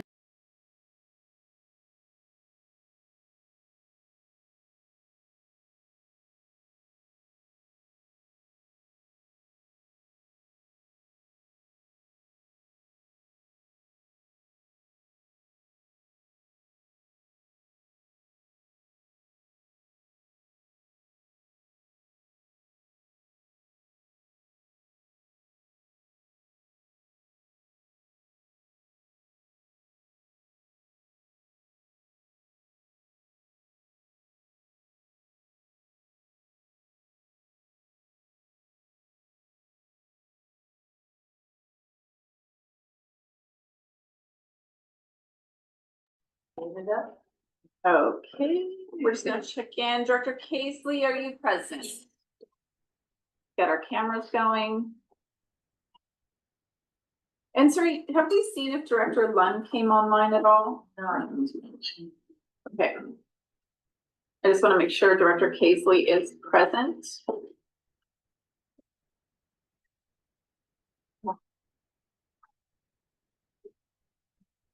Okay, maybe just put a note that when he is present, can he please turn on his camera so we know he's present? Thank you. All right, we are on item 5.2.2 and we do have, I'm gonna ask you to introduce yourself. I know we've met before. I don't want to say your name and not say it correctly. Please introduce yourself and so I know how to say your name correctly. Thank you, Chair. Good morning, all. Through the Chair, my name is Saina Singla, and I'm the Senior Energy Specialist at RDCK. So, the GHG emission reduction pathway study is being presented today for information only. The goal of the study was to evaluate emission across 61 corporate facilities and to identify opportunities to reduce the greenhouse gas emissions in line with the targets of 50% reduction by 2030 and 100% by 2050. The study includes detailed ASHRAE Level 2 energy audits for 22 sites and use archetype modeling to project opportunities district-wide. It models 3 scenarios and evaluate energy conservation measures based on cost, emission impact, and feasibility. The report is meant to share the finding of the study and present a business case for implementation. The focus of the business case is on the smaller, less complex facilities where the upgrades are feasible in the near future. These include Arrow Creek Water Treatment Plant, several volunteer fire halls, and small recreation center.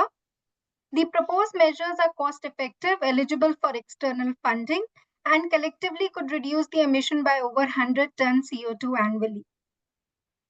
We will continue to refine the project scope, pursue funding, and align with the internal policy framework.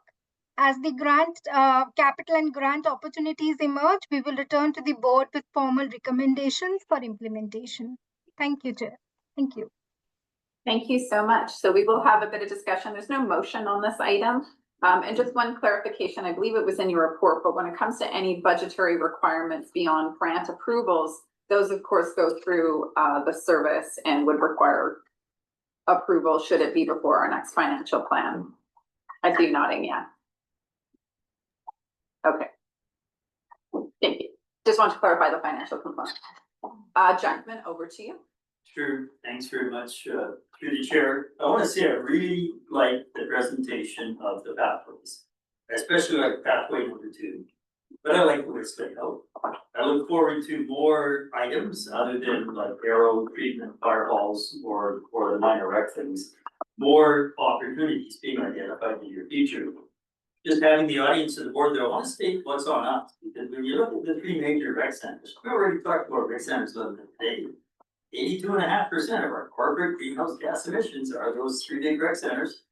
And I'm not saying we don't need ice, we don't need recreational, so and I'm not saying we don't need that. What we need to be really, really aware of is the cases where we had 3 hockey rep societies sitting here telling us they want us to make ice in the middle of the summer for a hockey school.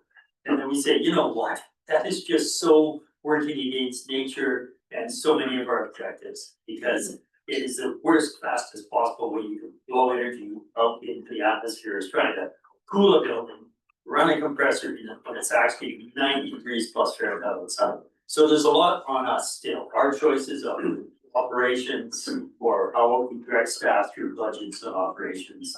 We can probably shave more off of these emissions with a few wise choices. All the things proposed so far, 3.5% reduction. I wonder operationally if we could match that just with some better choices. I'd upset a few groups' expectations, I'd upset something. But operationally, we could probably do another 3.5%, but not just doing what people ask for. You caught me with my foot in my mouth. Is there any staff that would like to respond to that? Or just, you don't have to. Chair, I can just add a quick comment to what Director Jack, and I appreciate the direction he's going in. We are going to have a discussion with the board at the next meeting about the KIJHL's request, specifically about ice season, etc. And yeah, the way we use our facilities and this initiative coming from Sina and Paris, there is a bit of a conflict, certainly, where we're going to have to make some decisions, and we will bring those decisions to the rec commissions and, if necessary, to the board for things like how we use our recreation complexes and how we can also benefit our strategic goals for climate action. Thank you, Craig. Good. Okay, I've got Cunningham and then David off. Thank you. Yes, I'm very curious. How much interchange do we have where we use things like, make ice to, use the heat from making ice to warm the pool? Those kinds of things. And also, how much energy work have we been doing in using heat pumps beyond the, I mean, I know an air conditioner, heat pump of the type, but heat pumps, for heating and cooling the masses of the interior of the buildings and using that as a heat exchange. In other words, using for what we produce in one area to cool another area. And also, of course, down here at river level, we have water available on a water source pump to run a heat pump. It's way more efficient than an air source pump to heat. Have we looked at any of those things? I see the general passages in the art and, you know, and what the worksheets, and I really like what's being done about percentage reductions and things like that. But I was just wondering if we also could look at a little, as the word is drilled down a little farther. Yeah, through the chair to Director Cunningham, all of our facilities have systems in place that do perform heat recovery, ventilation. We have energy conservation measures in place to a varying degree based on the age of the facility and the complexity and the cycle for replacement. And I think part of this, we have done energy studies just recently on the three main complexes. And we do understand where those fit as far as efficiency and ability and opportunities for heat recovery and reducing greenhouse gas emissions. And as the business case suggests, there are investment opportunities that we'll bring to the commissions and to the board when required. But we are, to answer the question, we do have those measures in place. We don't have them consistently in place, and we'll endeavor to get, you know, to meet our climate action goals. Thank you. Director Davidoff, go ahead.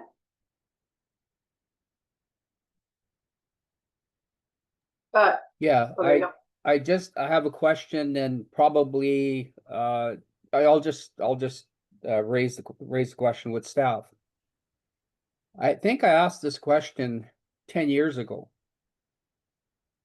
and I'm asking it again. We are looking at all these GHG pathways and reducing emissions and everything else. Why are we doing that? We dealt with the motion earlier today saying that we don't want to do anything that impacts, you know, fossil fuel producers and things like that. So can we just kind of remind ourselves as to why we are making all this effort and we're getting all these grants to do this? And we have the gas tax fund for us to use for different things.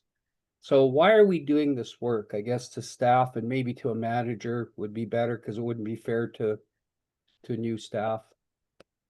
So, I mean, we can ask them that, but the report opened with why we're doing this, with all the associated motions and direction this board has given to do that work. Sienna, do you want to add to that? Thank you, Chair. So yes, so why we are doing this is basically this was part of the climate goals that were being adopted by the board.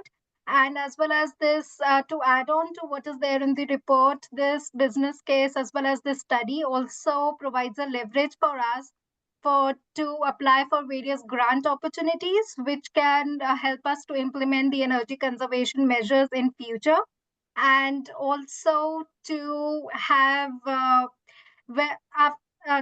them implemented as and when required. Thank you, Chair. Thank you. So thank you. Supplemental. And is it specific to the report or back to your motion from earlier today? Yeah, well, it's you know, the feedback that I just received is that it helps us to apply for grants, and there's grants available to do this work. I just, at some point we have to, I'm just going to make a comment. I don't want to put Sienna on the spot. The bottom line is that we're doing this work and we're talking about this and we're taking all these grants and everything else for GHG emissions. My comment is, what is the real problem we're trying to address? And I think staff just said it has to do with climate change related to fossil fuels. Thank you. Thank you. Dr. Weatherhead. Thank you. Through the chair, I can never, quite wrap my head around this. I kind of, I'm not really trying to dovetail off what Director David was saying, but I often just find myself going to the elephant in the room, which is technology and the GHGs that we are using more and more and more of. That is the elephant in the room that that never seems to get singled out and measured. And I don't know how that would even be possible, but it's just when I look at our world and I look at the increase in the electricity, all these heat pumps and all of these things require, and then the increase in technology and AI and all of these things that require, we are creating more GHGs in other areas that we're not seeing here on the ground in front of us. It's just like when we throw our garbage in the landfill and then we don't have to see how much garbage we're producing. So it's just something that always rattles around my head. Be awake at night. Makes me think of my grandchildren. Yeah, so that's just. Thank you. I think it's also a really good note to make that the sport is not immune or saying GHGs aren't real and causing an impact. That's not at all what we're saying. We're saying, how are we effective with that? And you're highlighting, and I'm going to go to Dana. Where does IT and the technology demands in our working world, I believe is your question, Director Weatherhead. Where does this land in this work? Is that something on the horizon we would also start assessing, or anyone on your team? I would, through the chair, if Paris could answer that.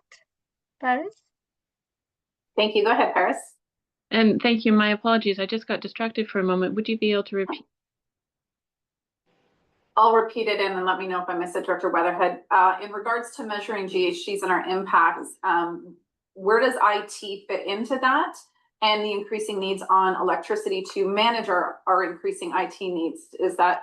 Well, our increase in electricity in managing our building codes, in the increase in electricity in our homes, we need a much bigger electrical panel in our homes now to drive all of the technology and all of the things that are required in the new house builds. It's like every time I turn around, oh, we need more electricity for this, that, the other thing. We need more technology for this, that, the other thing. You got that, Paris? Yeah, go ahead. Thank you, through the chair. Yes, it's a great question and it's complex. And so not only specific to just IT and the what's often referred to as the embodied carbon of the products that we consume. So what it takes to actually produce the products that we're using from at a household level, to a personal level, but also the level of monitoring and reporting is becoming increasingly more sophisticated as well. And so we're looking at how we, those that are involved in monitoring, are increasingly trying to understand what are the brackets within which we do our measuring. And next month, at the August board meeting, we're bringing forward our community energy emissions inventory, a report that looks over the last 4 years. And once again, it produces a new methodology, or it's used a new methodology, which we think is more comprehensive for analyzing our emissions, both at a community and corporate level. Where it doesn't analyze, and where in general we're recorded at the personal level around what we choose to purchase as goods, because from a phone to what I use for electricity to understanding what was used to actually produce it, there's so many chains and so many different governments and so many different people involved. It's a very hard thing to understand where the line is. In terms of electricity for our houses, that is. Paris, can you cut your video because you're cutting in and out? The process. Oh, I'm sorry about that. It's still pretty shaky. I think we're just gonna, that's good for an answer for now, especially for getting a report next month. Okay, so we have 3 more speakers. There's no motion on this one. We have a report next month. The emissions associated with Paris?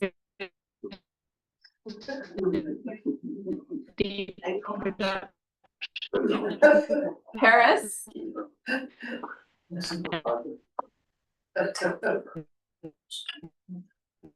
Okay, we have, Cunningham. Can you mute her, please? Thank you, Ange.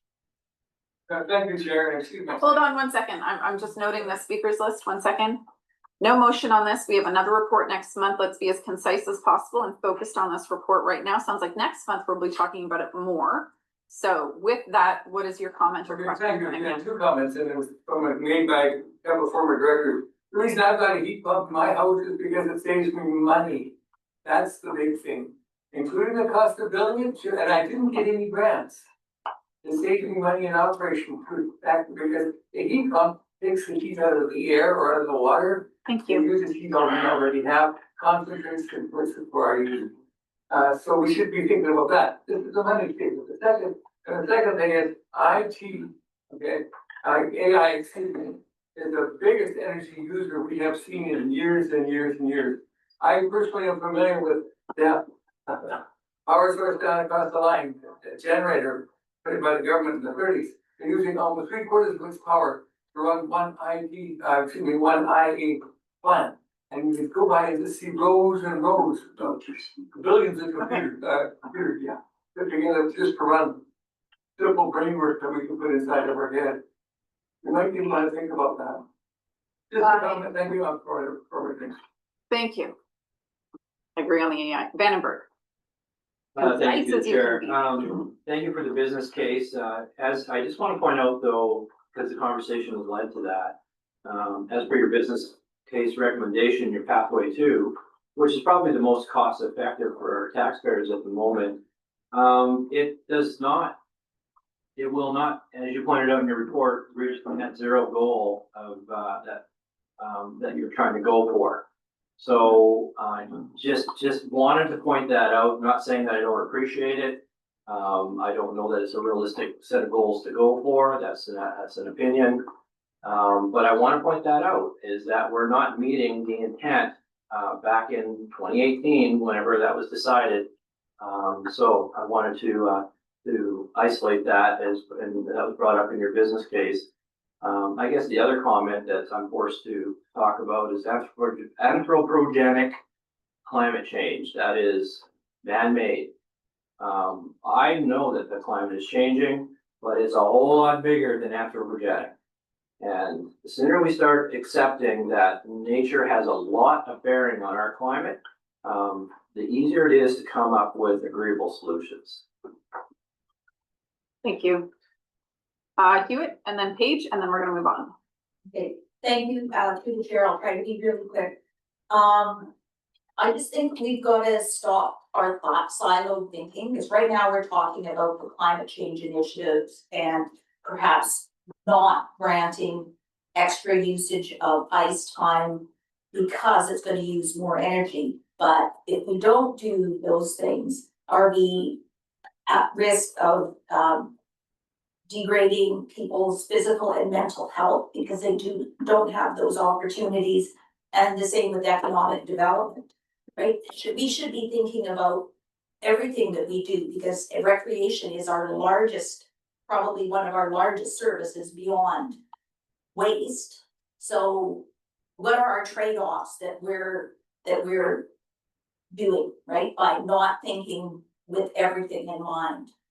We can achieve one goal, but then there's another longer lasting goal, another long lasting effect to what we're doing. Good point. Thank you. Paige for the final.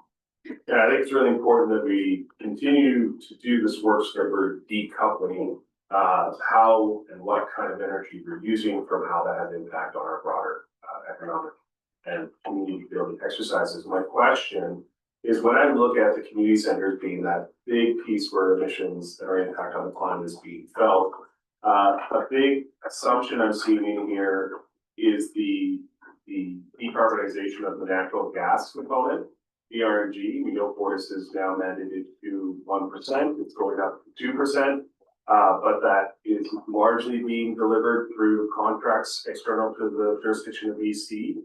And I think there is some concern about how viable the decarbonization of natural gas system will be. So I'm a little worried about the assumptions in our graphs that our natural gas fuel system will in fact become renewable and be decarbonized and be able to meet the volume of demand that it currently has. And I'm asking, how are we looking at that with a little bit more suspicion, a little bit more caution in terms of what happens if RNG does not manifest as the technology that saves the day in terms of our use of it? And do we need to hedge our bets in terms of how we're planning to electrify things to ensure that our community centers reach those goals?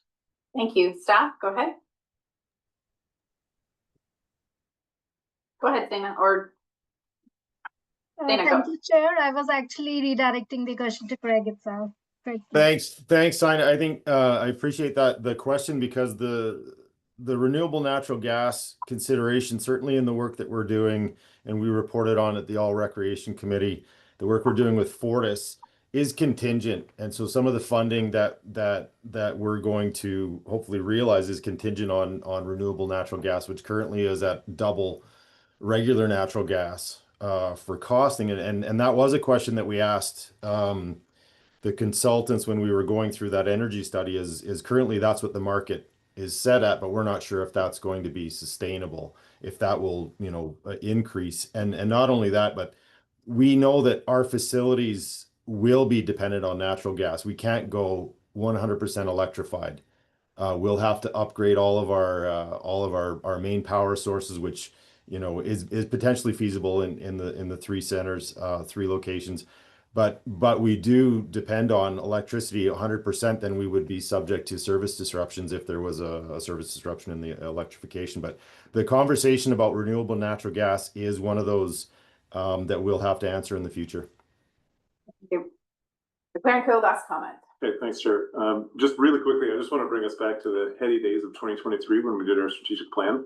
We took climate and ideology out of the strategic plan, and energy efficiency was the focus. So I think if we look at it through that lens, it's a much more practical conversation. Thank you. Thanks, that's all I'm saying. So we will have another report next month. We're going to move on. 5.3.1 Erickson Water Metering Award. Who would like to make that motion? Thank you, Roger. So in regards to the resolution of awarding the Erickson Water Metering Phase 1 project, all vote weighted.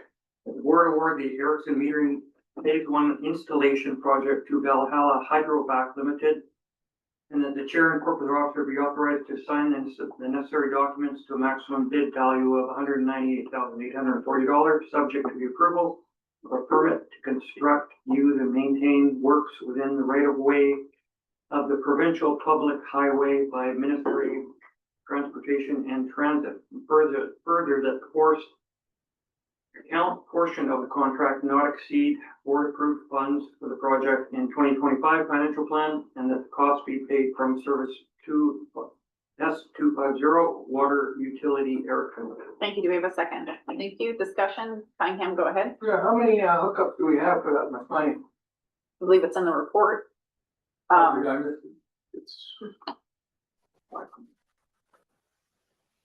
Go ahead, Uli. The total amount of connections is well over 500, but this contract specifically is only for less than 100. Thank you. It's a two-phase project, so they're identified which one's which. That's why. Okay. All those in favor? Opposed? Carried. For information, so information request, this is Cherie. I did see you on there. There you are. Hello. So this policy is being received for information. I believe the request for feedback is August 4th. Was that the date? I think August 1st, so that we can get it to the August board. Okay, great. So directors, you've received it. Best if you send in your further input. If you need to say it now, go ahead, but you do have the opportunity to provide feedback direct to Cherie, and they would present anything counter. Go ahead. I do want to put this out there because we need to have a conversation and not find out what was filtered later. Okay. There's two terms in here. The frivolous and vexatious tests. And my serious thoughts are we should remove frivolous. Both of them, make a judgment about somebody's attitude or intent. But I think when we look into frivolous, it's more a value judgment. And if you look at particular words that fall in there, under frivolous, is it a trivial item? What's the point of opening an argument which will take more time and effort back and forth with the constituent to be saying, oh, your request is frivolous, they say, why, well, it's kind of trivial. They say, no, this is deeply important to me, I seriously want to know what are you doing. I would rather a test be more significant, just remove frivolous. And if you go into the dictionary and look at frivolous, it can even say maybe it's humorous or joke or just ha. I don't want constituents to think that we're dishonoring their values. I want us to be able to, tell them and push back when we think that it is causing or tending to cause annoyance, frustration, worry, vexation, the kind of definition there. The other concern I have is the more of these go back and forth, that's more pressure on CEO, is your name twice in there. You make a decision when it's elevated to a higher priority, do it sooner, and then if there's some kind of adjudication, CEO or his designate will have to respond to this back and forth. I want it as simple as possible, and then not argue with their constituents about their values or their level of importance, but we do call them out when we think they're actually vexatious. So hoping the next edition, if people say I'm wrong, don't change it, I'm hoping that'll change it. Thank you. Cherie, do you have any comment or just receive? Go ahead. Sure, thank you. Through the chair, just as a note, I have taken some notes, so we will consider this for the next iteration, but feel free to email it to me as well if you'd like. And regarding the term frivolous, that term is actually taken from the Freedom of Information and Protection of Privacy Act. There are similar methods within FOIPA that frivolous and vexatious requests can be disregarded, I guess, in terms of using the OIPC, the Office of the Information and Privacy Commissioner. So that's where the terminology comes from. It's not something that we created in sense like a value judgment on, but it's great feedback. So thank you. Thank you. Follow up, it should then reference frivolous as defined by the whatever act, so we don't get into a back and forth of value judgment versus another authority having established a definition. Okay, I saw Cherie nodding on that one. Thank you. So I've read over this policy a couple of times and trying to, if I was I am a taxpayer. If I was going to go in and phone in and say, I want information about this. Right now, what I understand is I can go to multiple different managers and ask the same question. But it doesn't, unless I'm missing something, it doesn't take me to one person and that person direct the question. Do we get away from that? Is that not what our intent was going to be, or am I missing something? Through the chair. Through the chair, that's more of a procedure and process internally than it would be in the policy. Okay. We do have instances where it is difficult to try to manage that because we'll get requests that almost get spider webbed out and they get sent to 4 people individually. Okay. And those individuals think they're the only one working on the request. Meanwhile, we've got 5 staff members looking for the same information and duplicating efforts. So that's something we're doing internally to try to coordinate the request centralization to make sure that everybody's aware. Yeah. So it's just not in this policy. It's not part of the policy, Thank you. it's more Thank you. procedure. I got it. Yeah, and I believe the report, I believe there's a report attached to it. So I recall that was the policies first, but they were trying to identify that then procedurally we will identify ways to mitigate that. So it was acknowledged. No, through the chair confirming that that's correct. There's a procedural guideline that accompanies this is for internal staff purposes. Okay, great. Address that issue specifically. Okay, further input can be sent into Cherie by August 1st. Thank you so much, Cherie. Good to see you. Proposed upgrades to the quarterly report. Is this, Mike, remind me, was this also one where you're continuing to receive information, or you've done quite a bit on this one? So what's the process on this one again? I believe in January, we will see the new design. Correct, yeah, Okay. so, as Just promised, come up a little bit, thank you. and through the chair's promise, I believe at the last board meeting or the one before that, that we would be providing the board some information on how this was gonna roll out. And I drafted what this would look like. So there's been a significant amount of staff effort put into this. We've landed on an appropriate tool and are now developing that tool within the office or the Microsoft 365 environment and looking at our internal processes, which is going to take some time. So the schedule there is sort of the most realistic scenario for having the work done. But if there's any, I'll take questions if there's anything specific directors want to know. Great. And so just to also note that the attachment B, which shows the sort of card format for the new entries, that's very much a draft form. That was an output of the tool that we had built for testing purposes, but we're certainly going to optimize that more for the final version. Okay, thanks. Grant? And thank you. So through the chair, I really like this. I think this is a step in the right direction, compared to what we're using now. So my question now, would be like, I know I've asked for this in the past, but I'm just gonna throw it out there again, like, it's still the volume of what's on the work plan. And are we going to, as directors, sit down and go through this thing and see if we can get rid of some of these items or visit them or whatever the process is to deal with it, instead of just adding to it? Through the chair, I think I'd say that as part of the migration to the new tool, in addition, we are working on a prioritization matrix for the board in terms of assessing the priority of various projects, particularly within the same department, that with all that work, the board should get a chance to be able to not only see suggestions from staff based on the time since this was introduced or capacity or changing circumstances, but then also have directors a chance to give directors a chance to look at their projects in their areas and see whether or not there's things they wanted to take onto the list. Yeah. And I recall that in the report too, that there's the matrix component. What was the cue that was gonna kind of come to us roughly?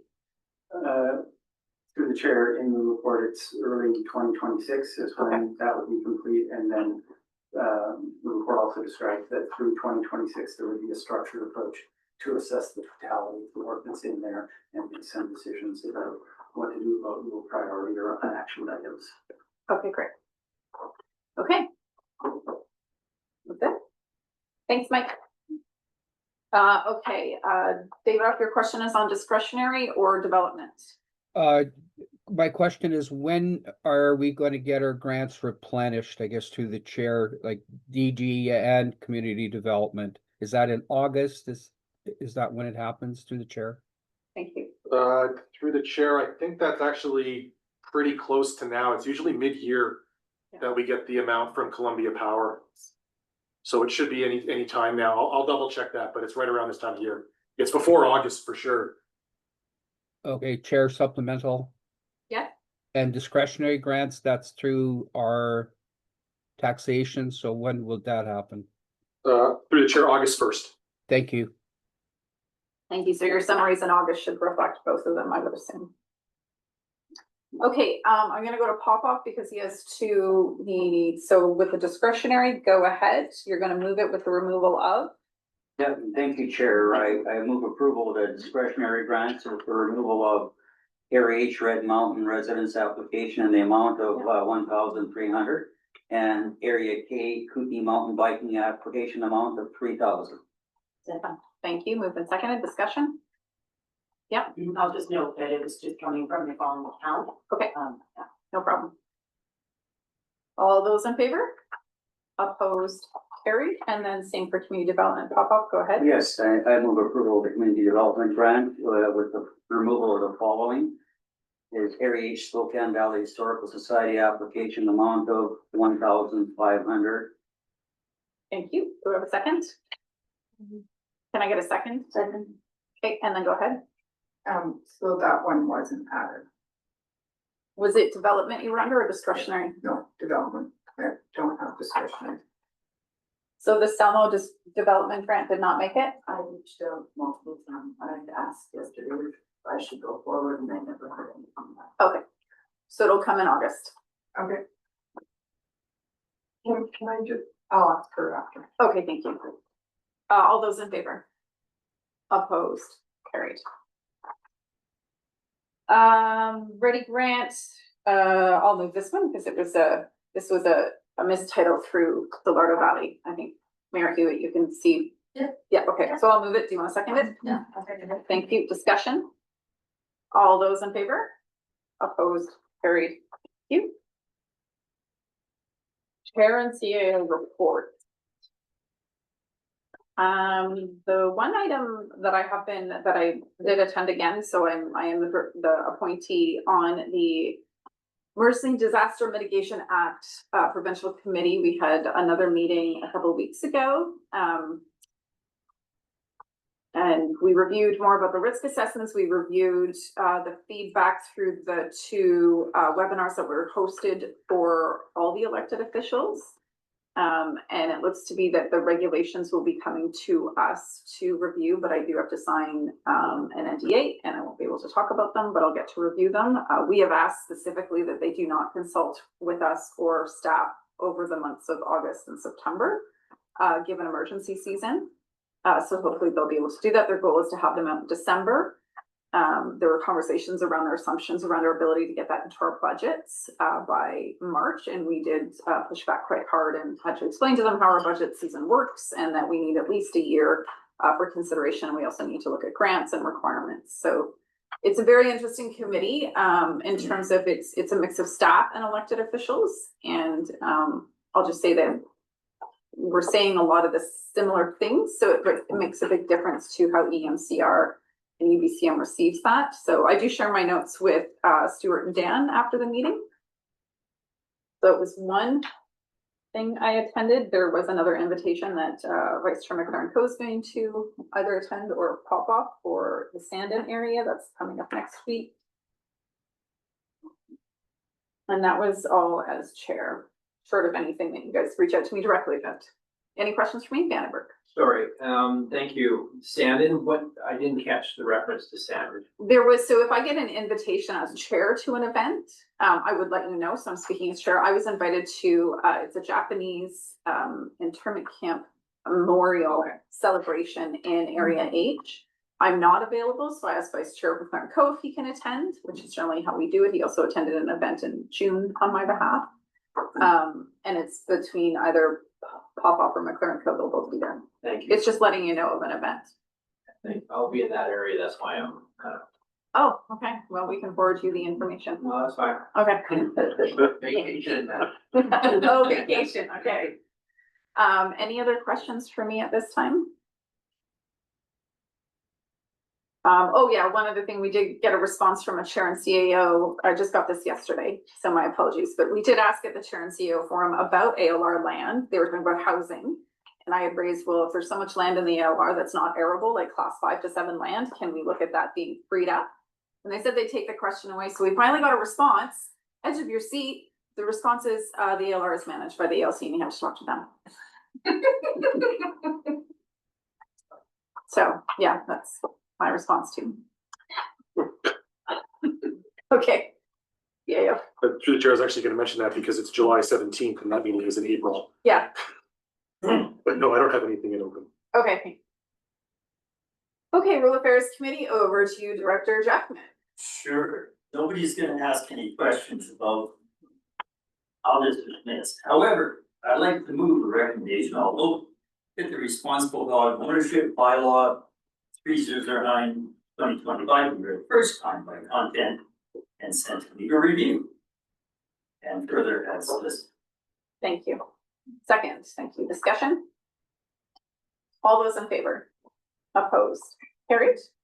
So, to the detail, so from yesterday, lots of recommendations, I'm proposing to block a few of them instead of reading them out. They're here in front of you, they're online for people to read, so I'd like to move the first two recommendations as the block.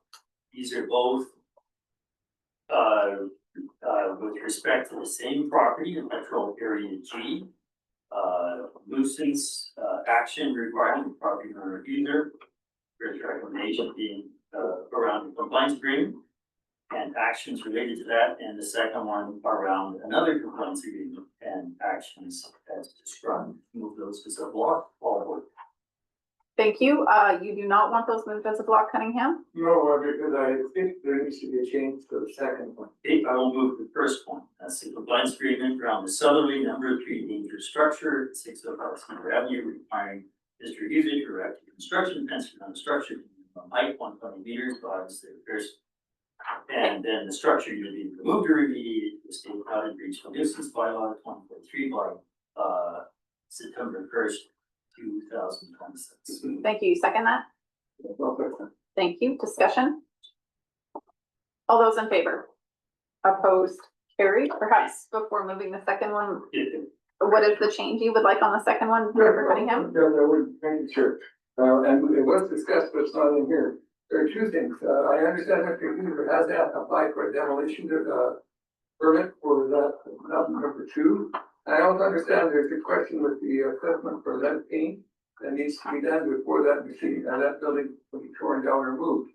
And if those two things don't happen in time, by say September 30th, which is 6 weeks away, and we will tear the building down. Are we going to tear it down without a demolition permit, or are we going to worry about? I have a problem with this. We rewrite it so it will reflect the things that we discussed in the. If I might, Chair.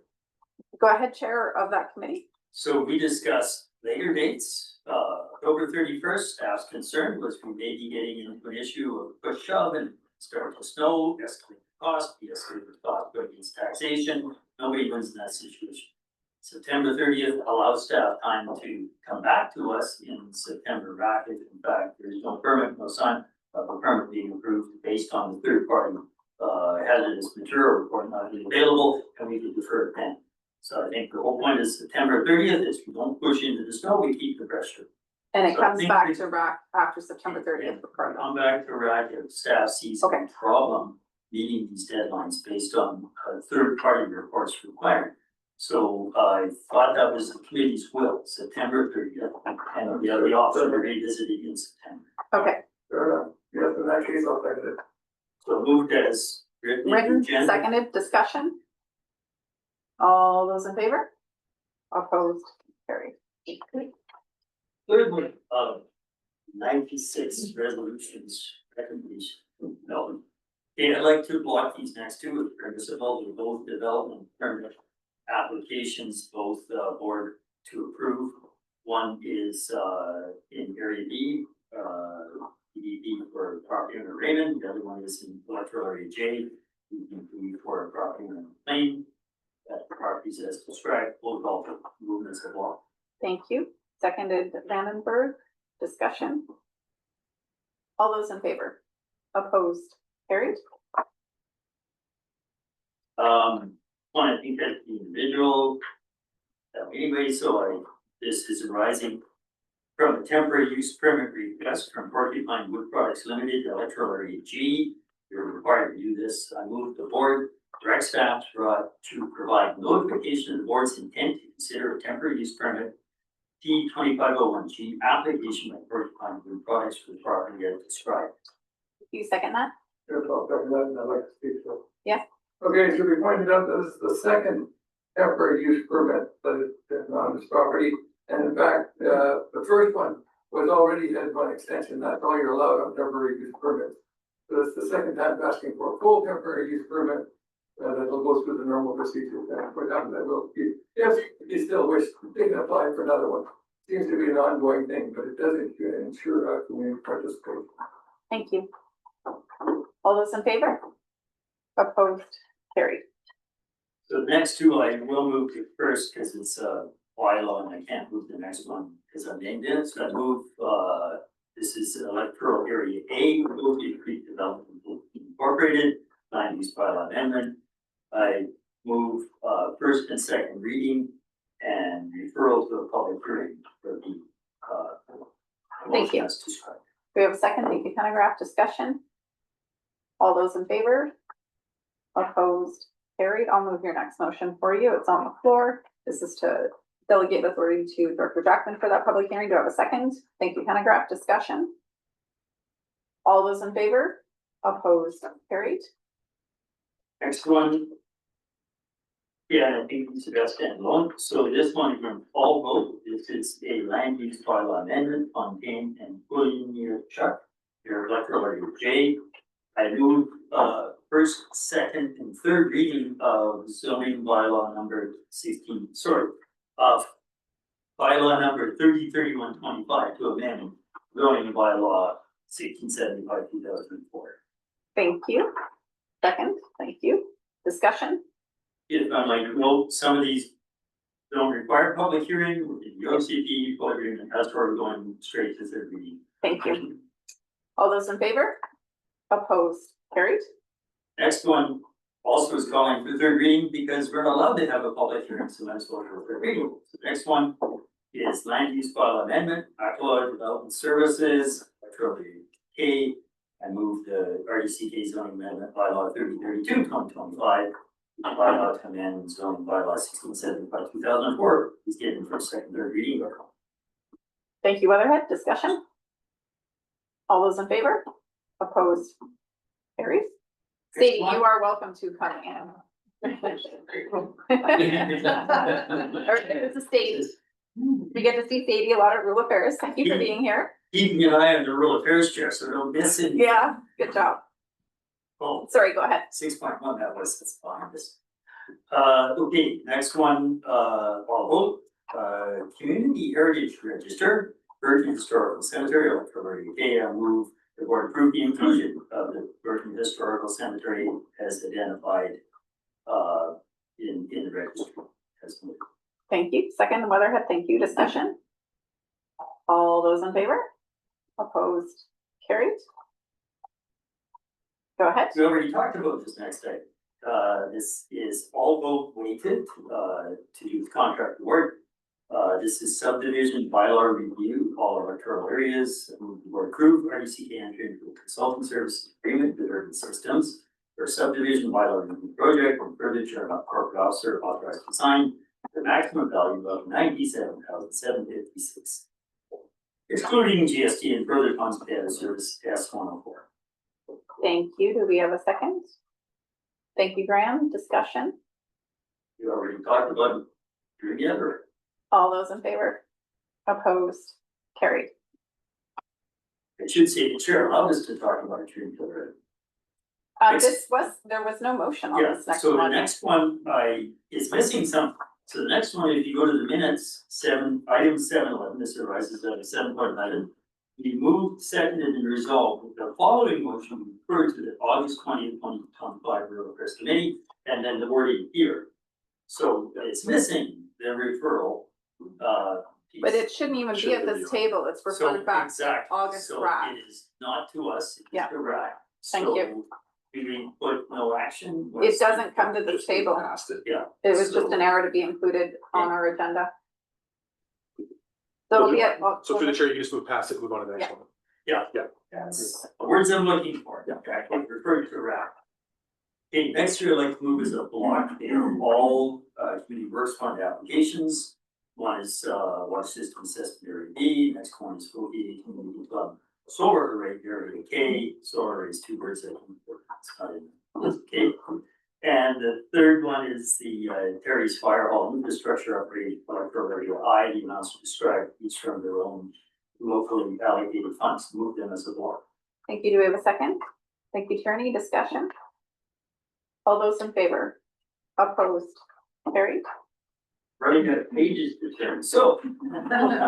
This arises from item 12.1 and actually refers back to 6.1 of this agenda, responsible dog ownership bylaw. Oops. So, Bye, Sadie. so, okay, I haven't made any mistakes yet. So this was the bylaw reads in reference to electoral areas A, B, C, and H, regular little preamble. The point of this bylaw is to establish the ability to go through a process that I think is much needed, area by area, to look at what do we do with the dogs that are deemed as dangerous or threatening. And this bylaw could include other electoral areas. There is a work done by Pompeu already, that if we pass this bylaw, then we can implement we can enact locally safe for areas A, B, and C, something very specific, cost of development impacts next year. So looking for a little guidance again, maybe from the CAO, can we move this and then propose it amending to include a couple other electoral areas that have consequence? And then those work plans or those that work done by Tom Duo would follow something. Yep, through the chair, you could. Through second reading, you can still amend it before third, so there's still changes that can be made this before you go to third reading. You can amend it down the road, and we could add those service case analysis after A, B, and C, as opposed to including it, sorry, A, B, C, and H, as opposed to including them all together. We definitely could separate them and move them further down the road, simply because the A, B, C, H work is almost complete. I did understand from Tom yesterday that if we added ourselves now, that it would, the service case analysis is not related to those inclusions. So that do this, here's the template, and then we can go ahead and then request service case analysis for the others that want to be included. So we could move this as it reads, and then we can amend it to include within the scope of this bylaw electoral area E, density in another area.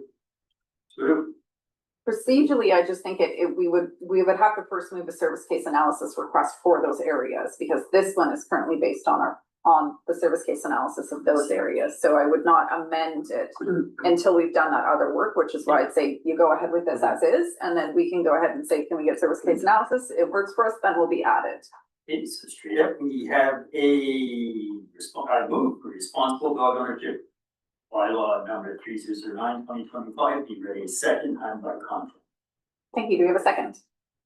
Thank you. Several discussion, Vandenberg, go ahead. Where do we go with the third reading on this, potentially?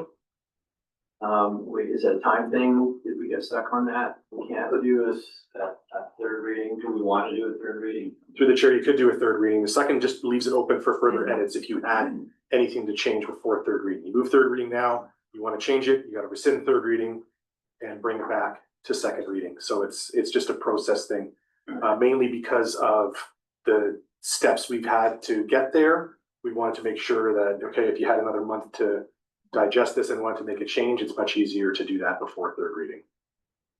So can I ask, is it expedient for us to consider third reading at this point? Only if you don't want to make changes. If you want to make changes, we're adding more work to the other end. And I believe Dr. Jackman had an edit he needed to make in it, which was why it was proposed at second reading. Costing and the schedules, that felt was good. Yeah. Okay. So I'd say second reading next month. We can do third as long as those changes have been made. Thank you. Okay. Further? All those in favor? Opposed? Carried. Okay, Director Main, I'm gonna go to public time because I don't think this will be a 2-minute motion. I mean, it could be. Well, okay, let's go ahead. You wanted to do just a quick, there was a call out from FCM. You can read that, and then I'll go to Director Papa. Okay, so you have the motion. It has been, excuse me, distributed previously, and it awaits a mover and seconder.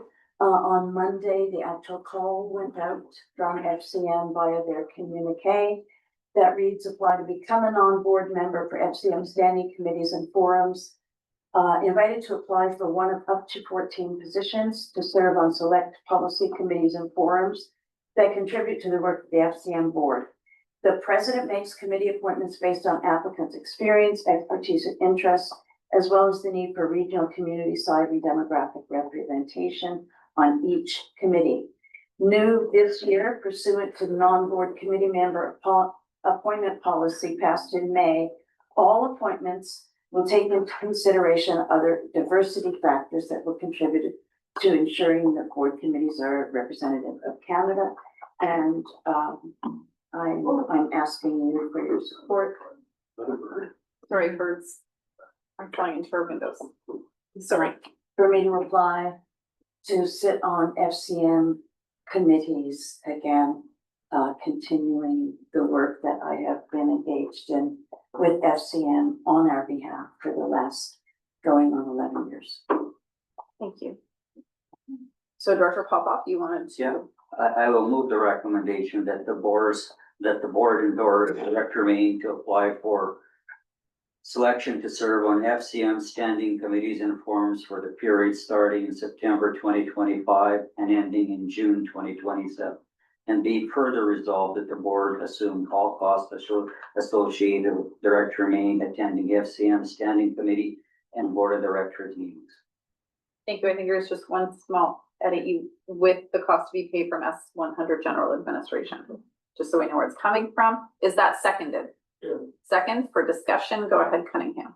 Thank you. As you pointed out, we've had Director gained excellent advice for quite a number of years, and this kind of thing's good, so I certainly support it. But also, 50% of meetings are now virtual, so that will have the cost of last year by 50%.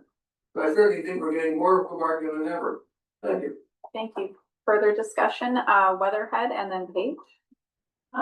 Thank you, through the chair. As this overlaps into, another term, how does that get factored in?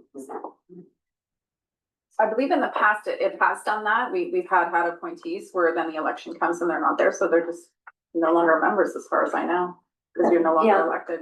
That's correct. In the interim, FCM has changed the terms to be 2 years instead of 1 year. So in effect, this will just take it up to the coming civic election. But I think for clarification, if Director Main is still in the seat, her term with FCM continues until that date. So not reelected, she's no longer the rep. Reelected, she remains until that term ends. Further sorry, I had Paige and then Hewitt. I don't wanna complicate this, but I was also hoping to put my name in, and I started seeing the communication on Monday, and I don't know I can necessarily compete with Maine, but there are considerations that I wanted to put my name for the state. So I could ask for an amendment to put both our names in there. I don't know that we can, the agenda came out last Friday, so I think you could have as well requested a motion and then we would have been debating the two motions. Further to that, I don't know that a board can actually appoint more than one person to a committee. These are appointments. This is their to apply application. for appointment. Correct. And if I may, Director Page would have enough opportunity to bring in his resolution for endorsement to the August RDCK meeting. And if you like, after this vote, I can show you how that process would work. So I think, Director Page, if you want to be nominated as another application, you should ask another director to nominate you to do that. I don't know that you can amend your own amendment to that motion. Sure. Okay. And great to pre-plan this kind of stuff. It's really helpful for the table. So next on the list was, I had Hewitt and then McFadden. Oh, there's the list. Sorry, go ahead, Hewitt. All right, just for clarification on the date, in the sample resolution, it says that it must be until at least June 2027. That's an FCM rule, that even though they know that it's gonna span over the election period, that's what they're saying. So that's why the date is odd. Okay. McFadden. Yeah, I just would love if anyone from staff has a refresher and I have a couple comments on, we've talked about a policy on this a few times, and I don't know where we've landed about how many, what that looks like from this table we are representing, what is our procedure, except for the exact reasons that Director Page, because if we're debating now, we only, let's say philosophically, we only want to put one person there for costs, and now we have to make a decision on one, but there might be more. Like, I'm wondering where the policy on this, which we've talked about a few times, is landing. Do we have clarity on when that's coming? Thanks. We did. Yeah, go ahead. Through the chair, admittedly, it's way down the bottom of the priority list.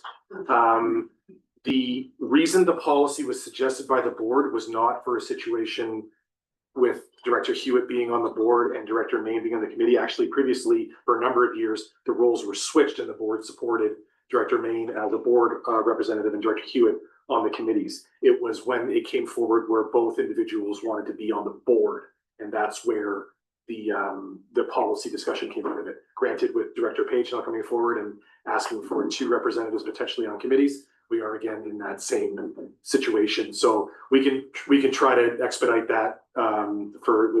Really what happens is it tries to get to the top of the list and these come forward and then it quiets down and falls to the bottom of the list. And next thing you know, we're in FCM appointment range again and we've got to scramble. So we'll try to deal with that this fall. Yes. Yeah, I haven't seen, actually, to be honest, I'm sitting here and I've tried to weigh it out. I haven't seen tremendous benefit from FCM and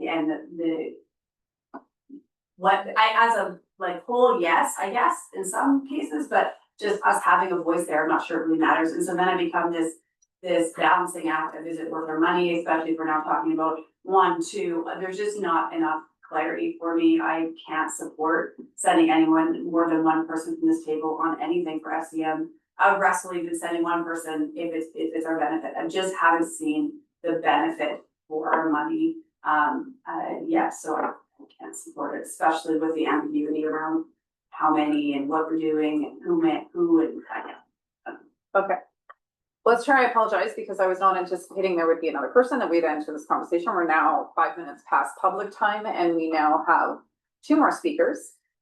So I'm going to request you be as brief as possible. McClernand. Okay, thanks, Chair. I'm going to build a bit off of Director McFadden's comments because I think to be, I guess, frank, this is all kind of sloppy. Like if we had a policy structure around this, I'd feel much more comfortable because it takes the personalities out of it. If we as a board could have a discussion about what is the value to us as a board? Do we want one person on that we hopefully goes to the board of FCM and then one person on committees and have some kind of succession, training somebody to move up through the ranks.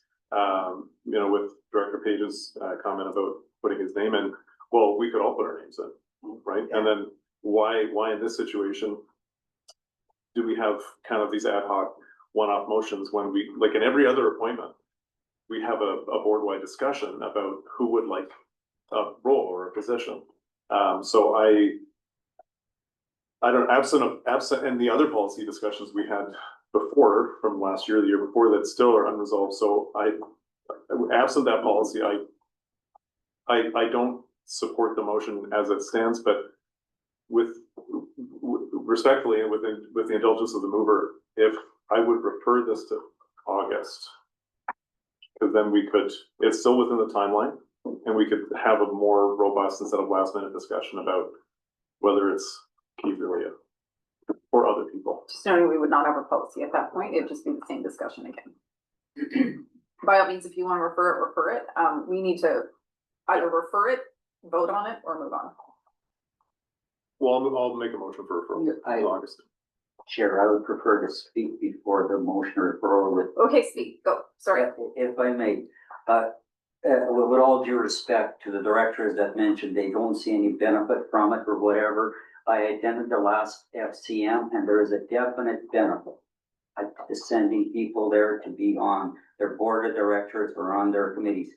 This is the first year that I've seen that the FCM, instead of being dedicated to larger municipalities over 100,000, there was a lot of rural information in there, and that as a result of sending directors from different boards that we have or different municipalities that are under the population of 100,000.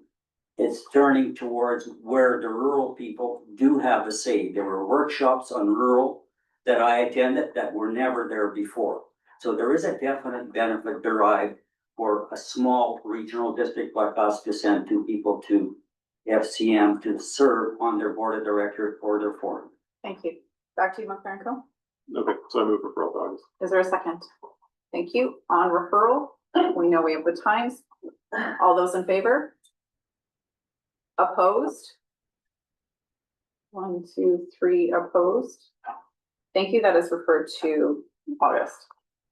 All right, and I do apologize to the public or anyone that was waiting to ask us a question. If you would like to ask us a question, it is now public time. You can unmute. We do not have anybody in the room.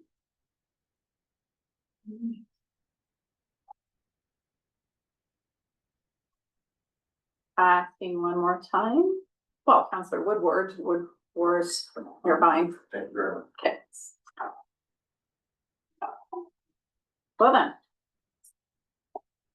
Hard to tell. Anticipating there's more people on there. I thought we had more questions. Okay, then let's do the consent agenda. So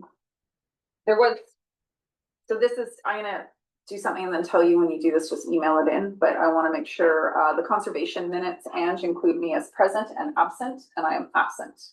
I was not at that meeting. The 8.1. Yes, thank you. And for process wise, is it better just to send that to you and the meeting coordinator in general? No, I can refer it to the meeting. Okay, thank you. Anything else for on the consent agenda? Oh. Hannah Graff, go ahead. Sorry, I just noticed, I apologize, Howie Littleton is no longer on the Area J Advisory Land and Heritage Committee, and yet she shows up as a commission member in minutes, so if we could, sorry. That's okay, if you. So through the chair, was she recently removed or was she removed before the June meeting? She was removed before, we agreed to send her a letter, I think, last month. Yeah. So, I'm sorry, the name again? Howie Littleton.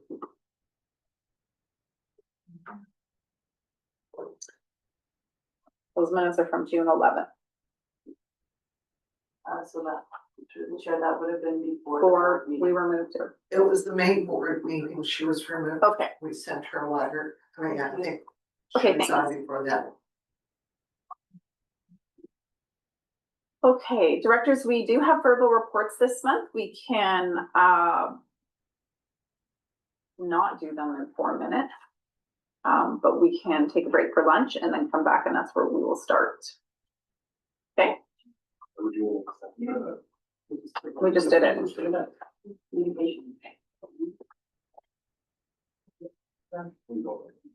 We just went through those components. Nobody wanted to pull anything as far as I could see in terms of hands and chat. No one put their hand up, minus Hannah Graff, so we're good. Okay, we're gonna break for lunch. We'll come back and we'll be at verbal report. Thank you. Can I speak? Because I was the only We're not. Okay. You don't need to.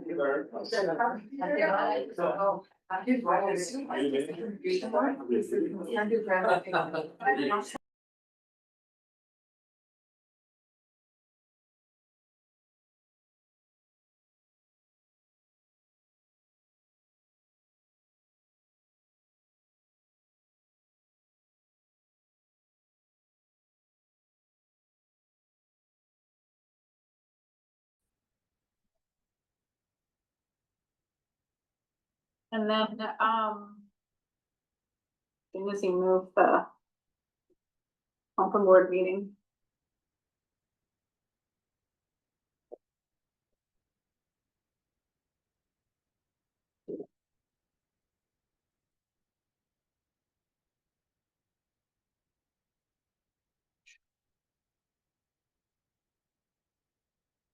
We are recording. So. Yep, I just need the open board meeting thing taken down.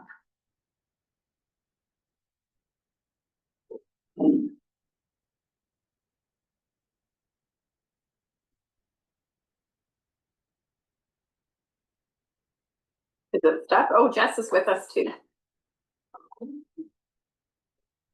Is that just stuck, Ange? Sorry, this other table's cleared out pretty good. Yeah. Thank you, Angela. Hi, Jess. How's your sound? Good, I can hear you well, thanks. Okay, great. And directors online, I really do appreciate when your cameras are on. It makes a big difference for us to track. Like if you disappear, but your camera was off, we might not know you have an IT issue. So please just keep your cameras on all the time. But if you can't, put it in the chat that you're having an IT issue, and then we'll know. Thank you. So we are reconvening. We are at director's reports. This is a month of doing verbal reports. Would we like to do verbal reports? All right, let's go ahead with Jackman, put your hand up. You are the first on when I go through the written list, so go ahead. Just one in case you're bored, Star Valley Jam, Friday evening, Saturday, Sunday. I got all the names of the groups, I don't know any of them, but it can be kind of fun. Friday evenings, I find a little more laid back. Sunday is the day of taking my grandsons there. We have ferry service, but we go back and forth. We even have both ferries running in the middle of the day. Just something to think about if you wanted to zip across to the East Shore. Star Valley is underway this weekend. That's all it's. Okay. Director Tierney? Thank you, Chair. Well, much of what I've been doing, I can't talk about. Yes, I've supported the Kitchener Community Association in their request to upgrade their water system. It was very much appreciated. The board voted in favor of that community works project. Supported other community parks down in the canyon. Well, I flipped pancakes all of July 1st, and that was fun. And yeah, just many meetings, enjoying it, and that's about all I have to say. Yeah. Thank you. Director Vandenberg? Yes, thank you. Not a lot, as Director Tierney said, a few things can't talk about, but spending some good quality time with the Goat River Residency Association, Diking Society, that is very much committed into the revamp of bylaws and their constitution, which is really good news for us and for them. And not too long ago, we had the Food Policy Council AGM in Selmo. And I will say, it's too bad Diane is not here right now, but that, oh, there she is. Your golf course there is intriguing, and I can't wait to get up there to utilize it. So it was a nice little find, if you will. And I guess the other thing is related to the hospital board work that we're doing. It's the cost of building the assets and facilities now are insurmountable and astronomical, and it's really hard to digest. The cost of putting together rooms at $1.5 million a piece, sort of thing. It's just, it's unwavering. It's difficult to not force yourself to take a step back and ask the question, what are we trying to do here? What is driving all this? And what's this going to be like in 5, 10, 15, 20 years? So just, I'm sure that Director Jackman may opt in on that a little bit, but it's very eye-opening. So that's all I have. Thank you. I'll go last. Graham. So in Area E, we do have the ferry running normally again, thank goodness. Nelson Kootenay Lake Tourism did a come back to the ferry marketing campaign in spring that was kind of good, but the ferry went into refit at the same time, so that was a little bit of a snag. The Etsy campaign that they applied for was approved, and I haven't heard back from Peter exactly on what's going to be happening with that program. I went to the Blewett Society AGM. It was at the Blewett Fire Hall, so I got a double duty, got to see the fire chief out there at the same time. And they've got lots of interesting projects coming up, a lot of them interface with Area F. Attended a BDBHA mixer. They had a good turnout. I used to be a director on that for 6 years. Golfer Days was a really good success. It was a lot of fun. It wasn't super hot. Usually it's very, very hot that day, so it was really good. We've got a farmer's market. If anybody has never been to Sunshine Bay Park over in Harrop Proctor, there is a farmer's market every Sunday morning from 9 to noon, and it's really quite lovely. So if you get a chance, I would invite you to come to that. Our new daycare is moving along. We haven't broken ground yet, but there's been some money coming forward to the Developer Recreation Commission, and that is a $2.3 million facility. Wow. I want a quick throw out here to my road manager, Heidi Foxton-Cobb, because I've had several this time of year. There's a lot of people around, several complaints on roads. Old vehicles being parked on the side of the road, people living in them, whatever. Heidi is taking care of everything I've asked her to do, and I'm stoked. I want to say thank you to her. And lastly, our Area E newsletter has joined up now with Area F. And that's going really well, like I kind of thought we might have some months certain people might not have liked it, but it's actually gone really smooth and it's a lot of fun working with Tom. And we're just having a lot of feedback.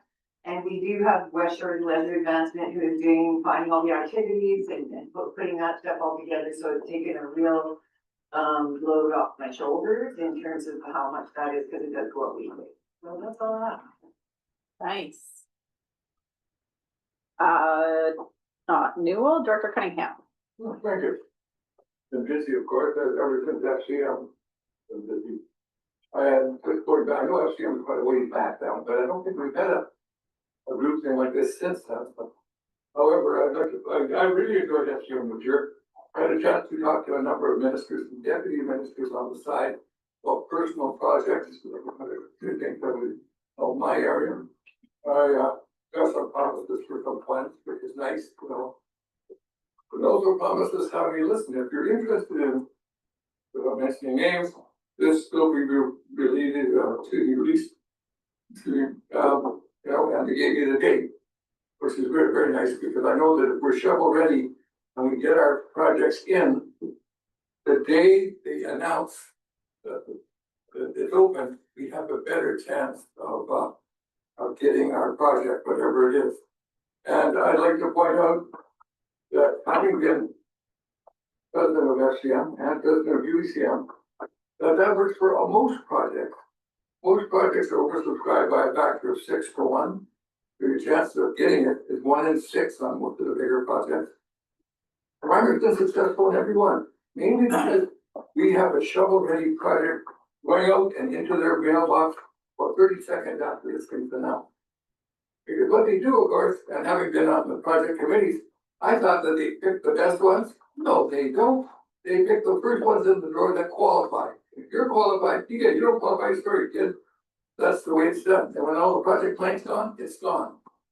And I think that we should realize that, and sort of my suggestion to others, make sure you're on the ball and you get the applications for projects and let us go over to this as fast as we'll take care of you. Thank you. Little Wheels. Director Popoff.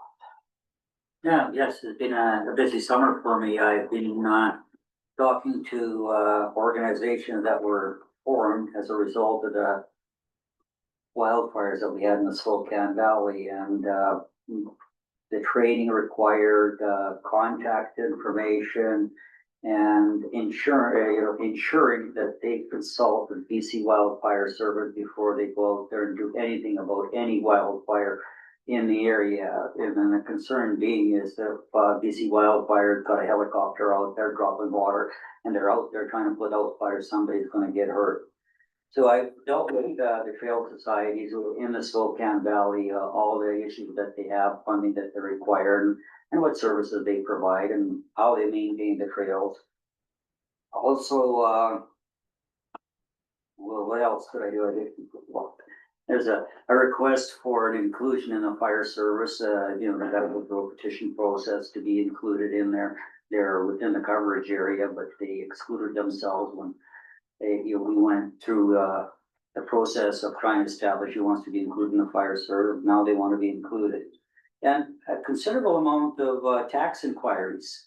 Why are they increasing taxes? Substantial increases in taxes. And I had a hard time explaining the exact situation, so I did refer them to our tax department and had our finance people, you know, respond to them.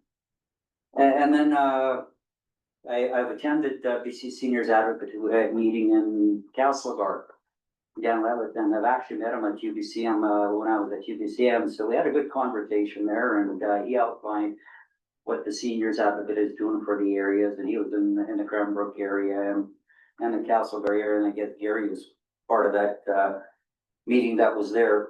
And then a lot of dog issues, calls about aggressive dogs that are out there biting people. And my referral was to the RCMP, because we don't have a dog control bylaw, as it'll be happening soon. And that's what I've been telling my residents for the last 3 years. And finally, I'm glad it's getting there. So, and other issues, but I'll stop with that. Director Davidoff. Thank you, Chair. Glade Fit 32nd Annual Glade Fishing Derby, July 25th, 26th. Registration and weigh on Friday and weigh in on Saturday as well. Saturday night, music by Gin Road, raffle prizes, great food, cold drinks, live music. Just one event happening in Area I. Working in Shiracres on trying to do something about improving their seal-coated roads to at least maybe have a bike lane for active transportation, a walking lane. Huge gopher issues in our area. So I've actually asked Stuart to look into, has anybody got a rodent control service anywhere? So we're kind of looking at that. And we're gonna try and do some work on our historic Thrum Cemetery to pay some respect to all the people, all the pioneers that initially populated our area. Thank you, Chair. Thank you. Your Hanegraaff. So last month I told you Ken Jam was coming. It came and it was almost too successful in a lot of ways because they fed, I think, I don't know, 800 people or so, which resulted in really long lineups in the heat. The music was awesome. The food was awesome.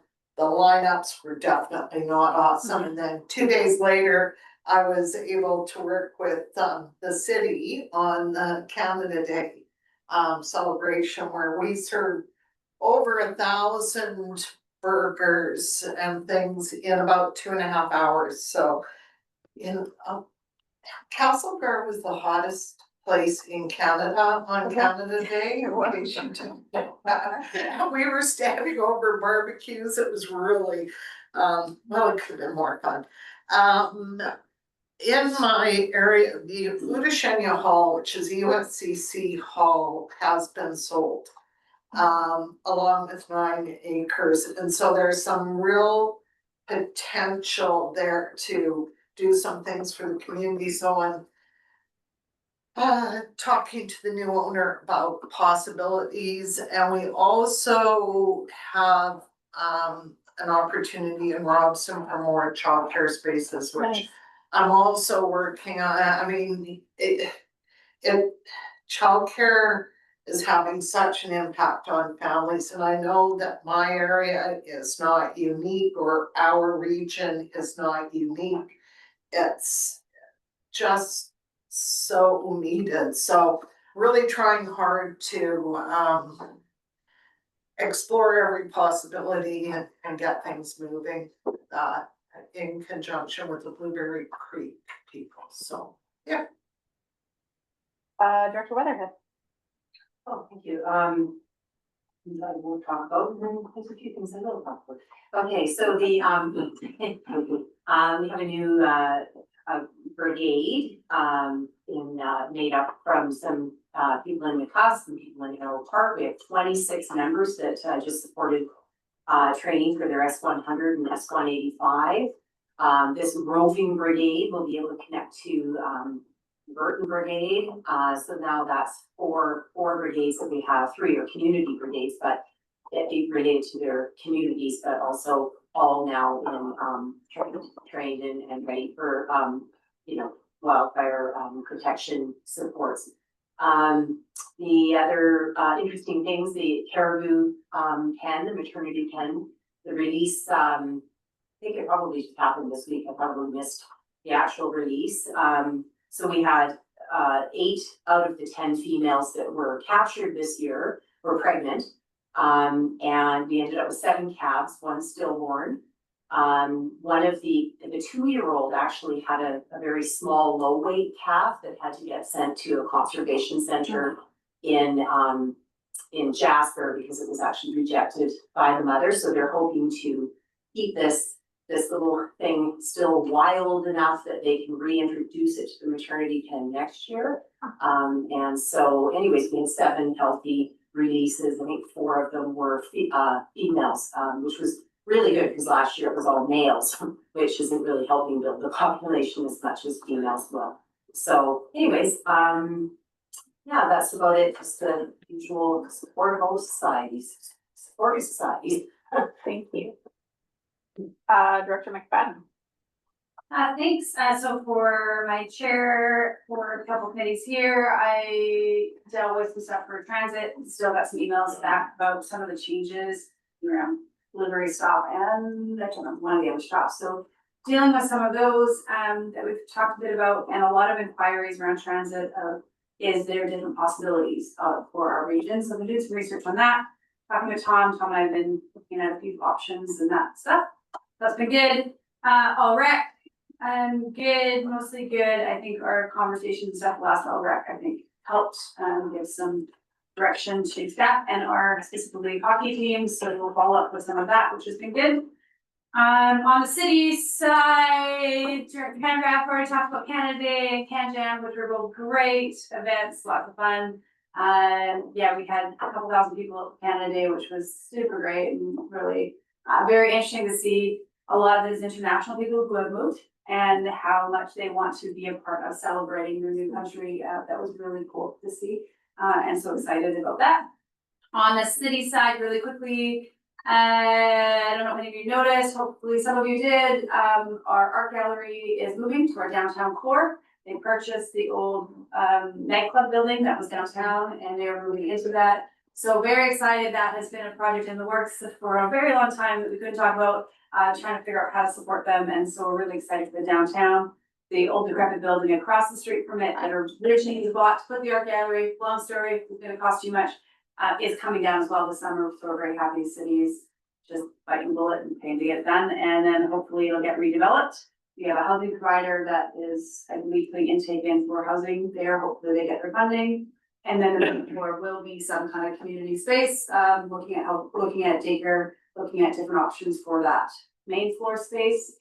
Yeah, not a lot of other updates. I'm trying to think of the big ones. Our sewage treatment plant, get complaints every day. We're struggling. You talk about difference in weather temperatures and all things. It's just caused a major issue at the sewage treatment plants and there's neighborhoods all around it. So yeah, trying to figure out solutions, and none of them are cheap. Spend a lot of money and time on that. So yeah, that's about my world. It's all about treatment plants that I never thought I would know as much about. It's great. Thanks, Director McFadden. Dr. Dumas.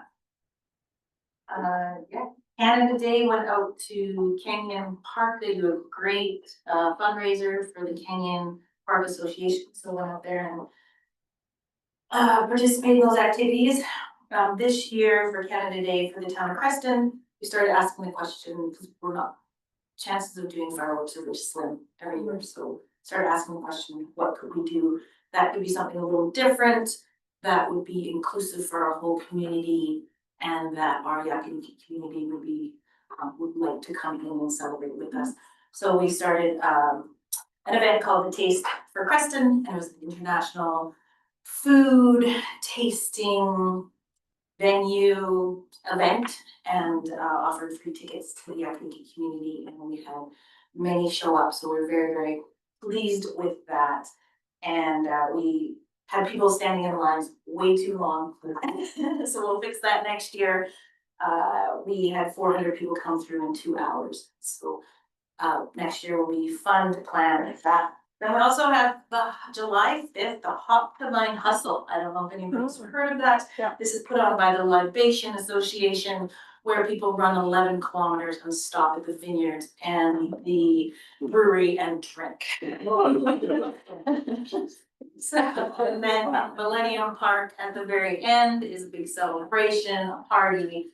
They had 300 people signed up, and half of them were from out of town, so that was pretty fun. So that was, oh, and I attended the Tanaha Nation Annual General Assembly yesterday. I was there for the days. That was great. Beautiful. Director Hewitt. Thank you, through the chair. Several things. I attended the grad ceremonies in Caslow and was able to present reverse on behalf of Village of Caslow, Columbia Basin Trust and Columbia Power. Next is we have some Canada Day programming. The library had their carnival again in Vinny Park, which is really a hit.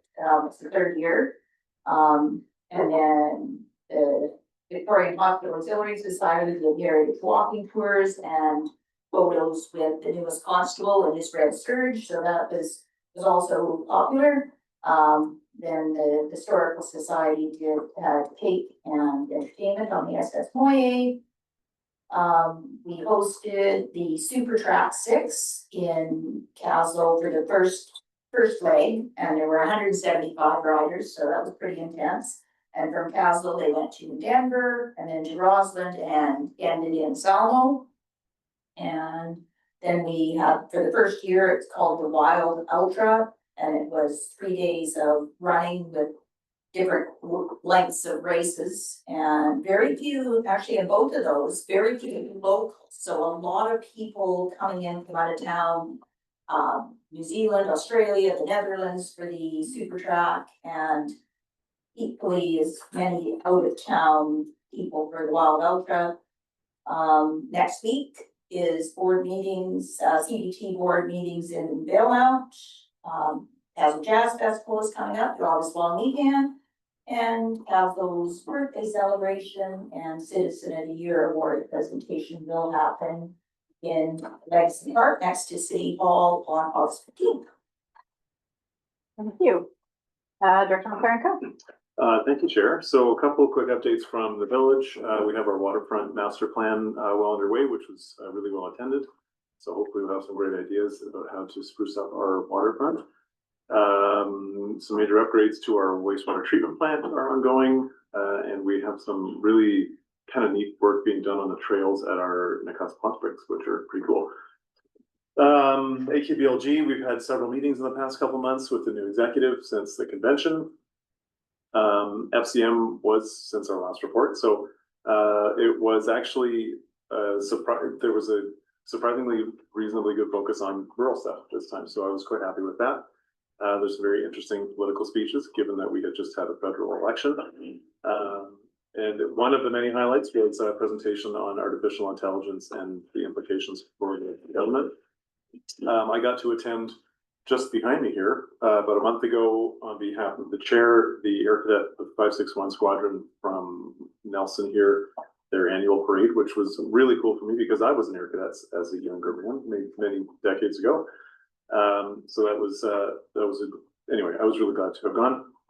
I got to attend the Keeping It Rural conference in Kelowna about a month ago, and it was a nice juxtaposition, having just been at FCM in Ottawa with 3,000 or so candidates or delegates. This was a much more focused BC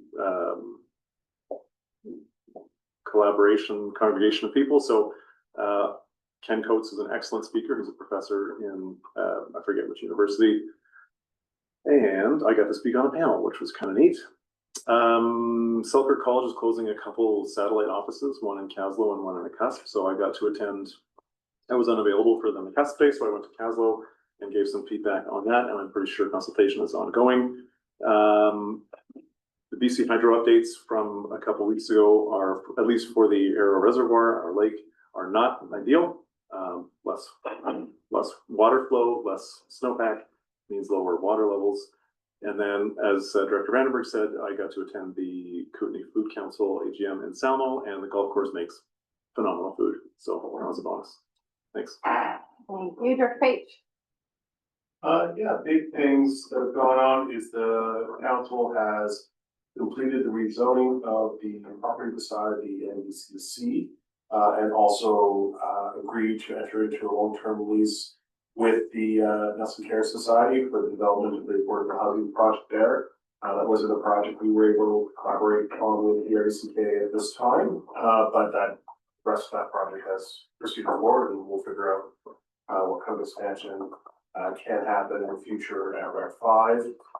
Along those means, the Wednesday market has been moved back to Baker Street now that the Transit Exchange has seen the completion of its construction. Still waiting for some shelters to go in, but so far it's had a great improvement in the flow downtown as buses are now coming off the highway in various places, and the parking for 5 extra buses, and we'll start the renewal and the tear down of the old Transit Exchange in the coming weeks. And the Friday night market is coming up next Friday. on the 25th. So mark your calendars when you're down the Silver Valley and you're not yet at Jazz Fest, you can come over to Nelson and be on Baker Street. And other than that, that's the only update I have for now. Thank Director Casely.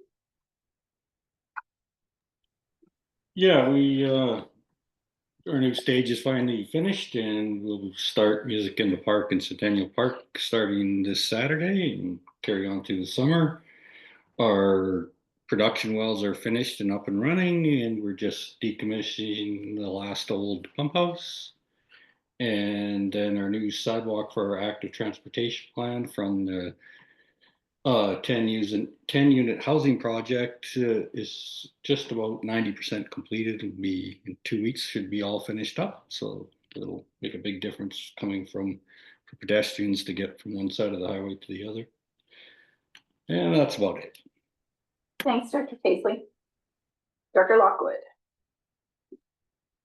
Thank you. The one thing that I did want to remind everybody that lives around this area, Shambhala is next weekend. So if you are traveling through on the Monday after, so it's the 20, not this coming weekend, but the next weekend. So the Monday and the Tuesday are the two big days that is held up on the traffic. Last year, we didn't even know it started. There was just nothing on the roads. So please make sure. The other thing that is, I've had a lot of inquiries about what board directors are on the different services that we provide here in Salmo and Area G. So going forward, I'm gonna ask staff to be able to provide that so we can let the public know who is making decisions on behalf of us. Thank you. Thank you. Director May. Thank you. Going back to July 1st, Silverton celebrates July 1st with a bang, so to speak. We have firework display, but I was able to ride our electric truck in the parade with flags flying. It was great. It was a lovely parade. I also was one of the judges in the Great Canadian Dog Show, which is just a very ragtag assemblage of everything from mutts to pedigrees and ridiculous prizes, and it was fun to be had by all. I also was able to attend the ONA fish release down at Slocan, and it was a multi-generational celebration that included Indigenous and non-Indigenous people and busfuls of school kids who all got to release some fish fry into the lake, and that was quite wonderful. I've been hearing a lot and from a lot of people about the lack of housing in the Silverton and New Denver area. There are people living rough in the woods. Thank goodness it's summer right now.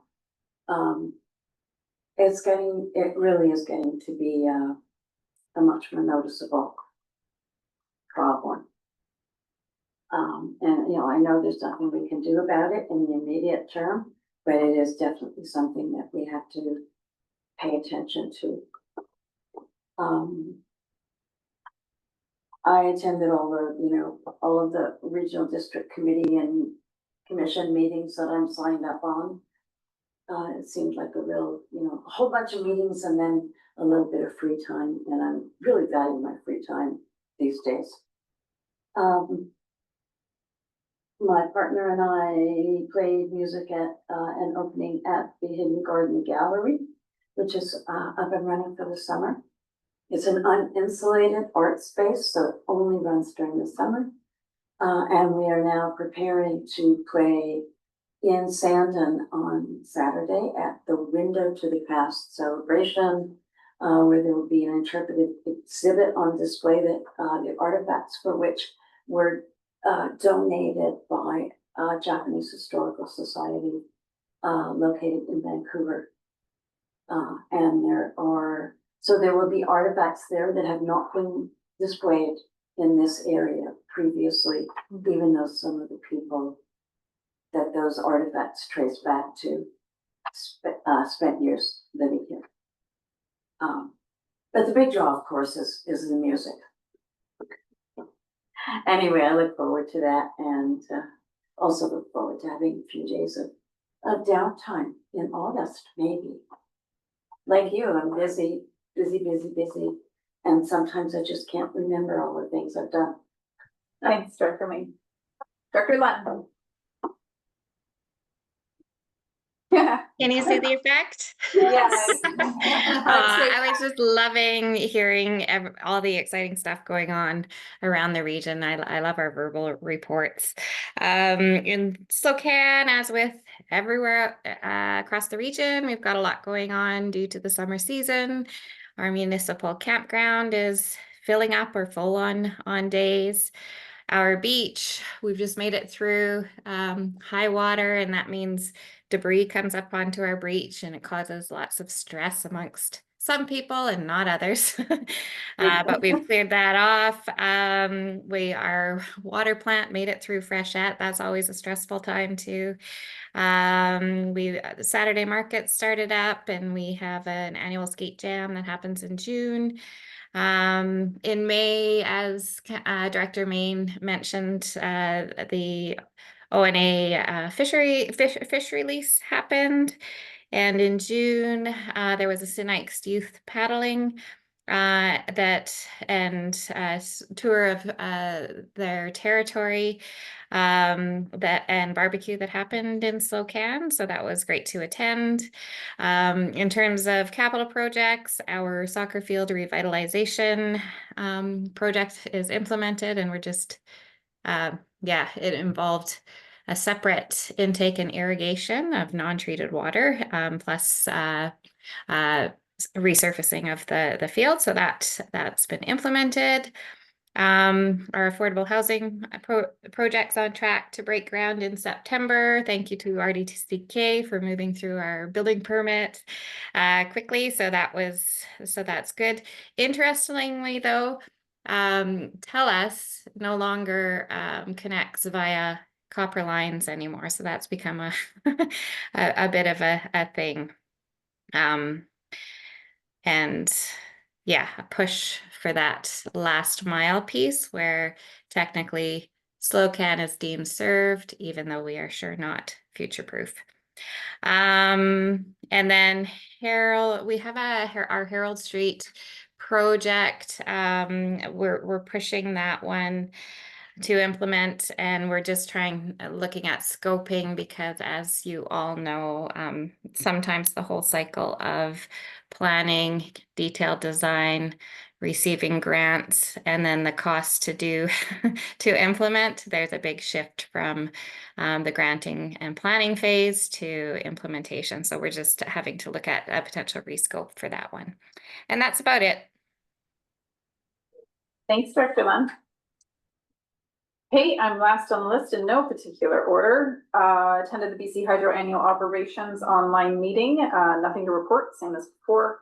Very boring, frankly. The rural affairs directors will know this part, and I'm sorry if I repeat myself a lot. Area D has 24 communities, about 4 hours from one end to the other. I currently have 6 communities that were identified that needed land use regulations about 4 years ago.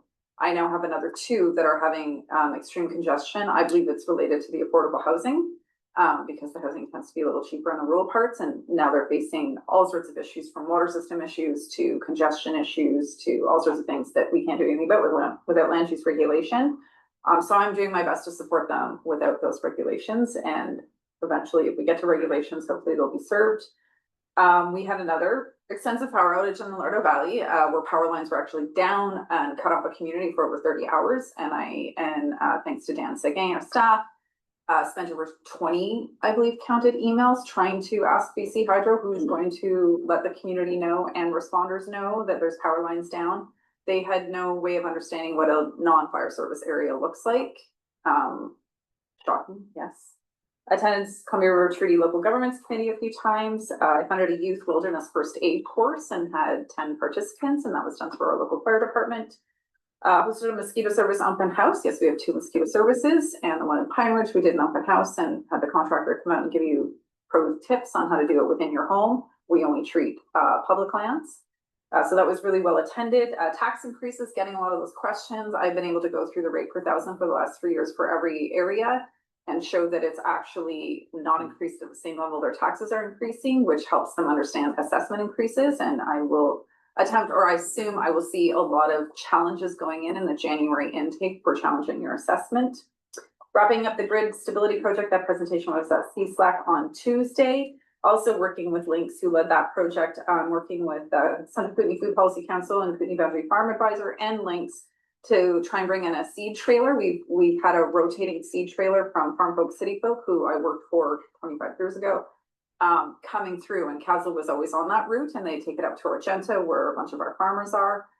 Recent farmer meetings indicated the farmers would like to have that more permanently. So my contacts at Farm Folk City Folk are working with Ministry of Agriculture, and we're going to see if we can work with one of those organizations to have a permanent seed trailer in this area. They are talking to east side farmers as well. Met with Brittany Anderson and Mayor Hewitt, had a nice little cocktail conversation. That was super lovely. I wasn't able to attend the day meeting, which was no one's fault. Just someone doesn't always remember directors. You always remember directors, so I didn't know about it, but sounds like there was great advocacy for the long-term breads over at the Victorian Health Center, which Mayor Hewitt was present for. Transit increase specific to community connections, which is the health connections route. Mayor Hewitt and I were able to work with some advocacy through Tom Duell at our local shared services committee, and I can report, if you were not aware, Terry has let me know that he is already able to increase access to that service. So I gotta let Tom know. Also, neighborhood emergency program preparedness in the Lardo Valley. We have 7 communities up there, so they have one global emergency kind of plan that somewhat falls outside the box of what they should be doing, but they're working with our emergency services because they are so grand, as in big and grand. And they're now doing neighborhood level planning, so I'm supporting with that. We have a road decommission that connects up to the Stand-in Historical Trail. I call it, it's the KNS Railway. Zawicki Road, I say that because Mayor Hewitt will know what I'm talking about. It got decommissioned, but it's used by trails all the time. Short story, someone keeps building a berm. I've been working with our CMP, Ministry of Transportation, and our local fire department to get that cleared and under a license of occupation for a trail group so that it's secure. And I did attend one event. I read this and I'm like, I need to attend more fun things.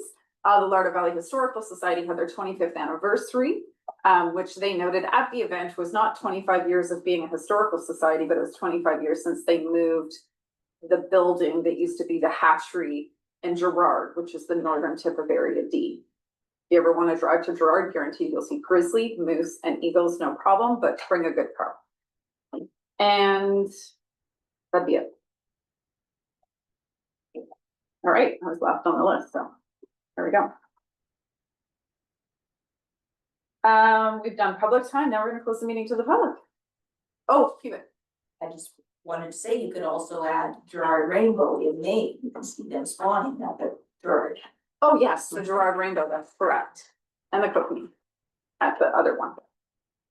Can I have a motion to close the meeting to the public, please? Maine, thank you. Seconded Hewitt, discussion. All those in favor?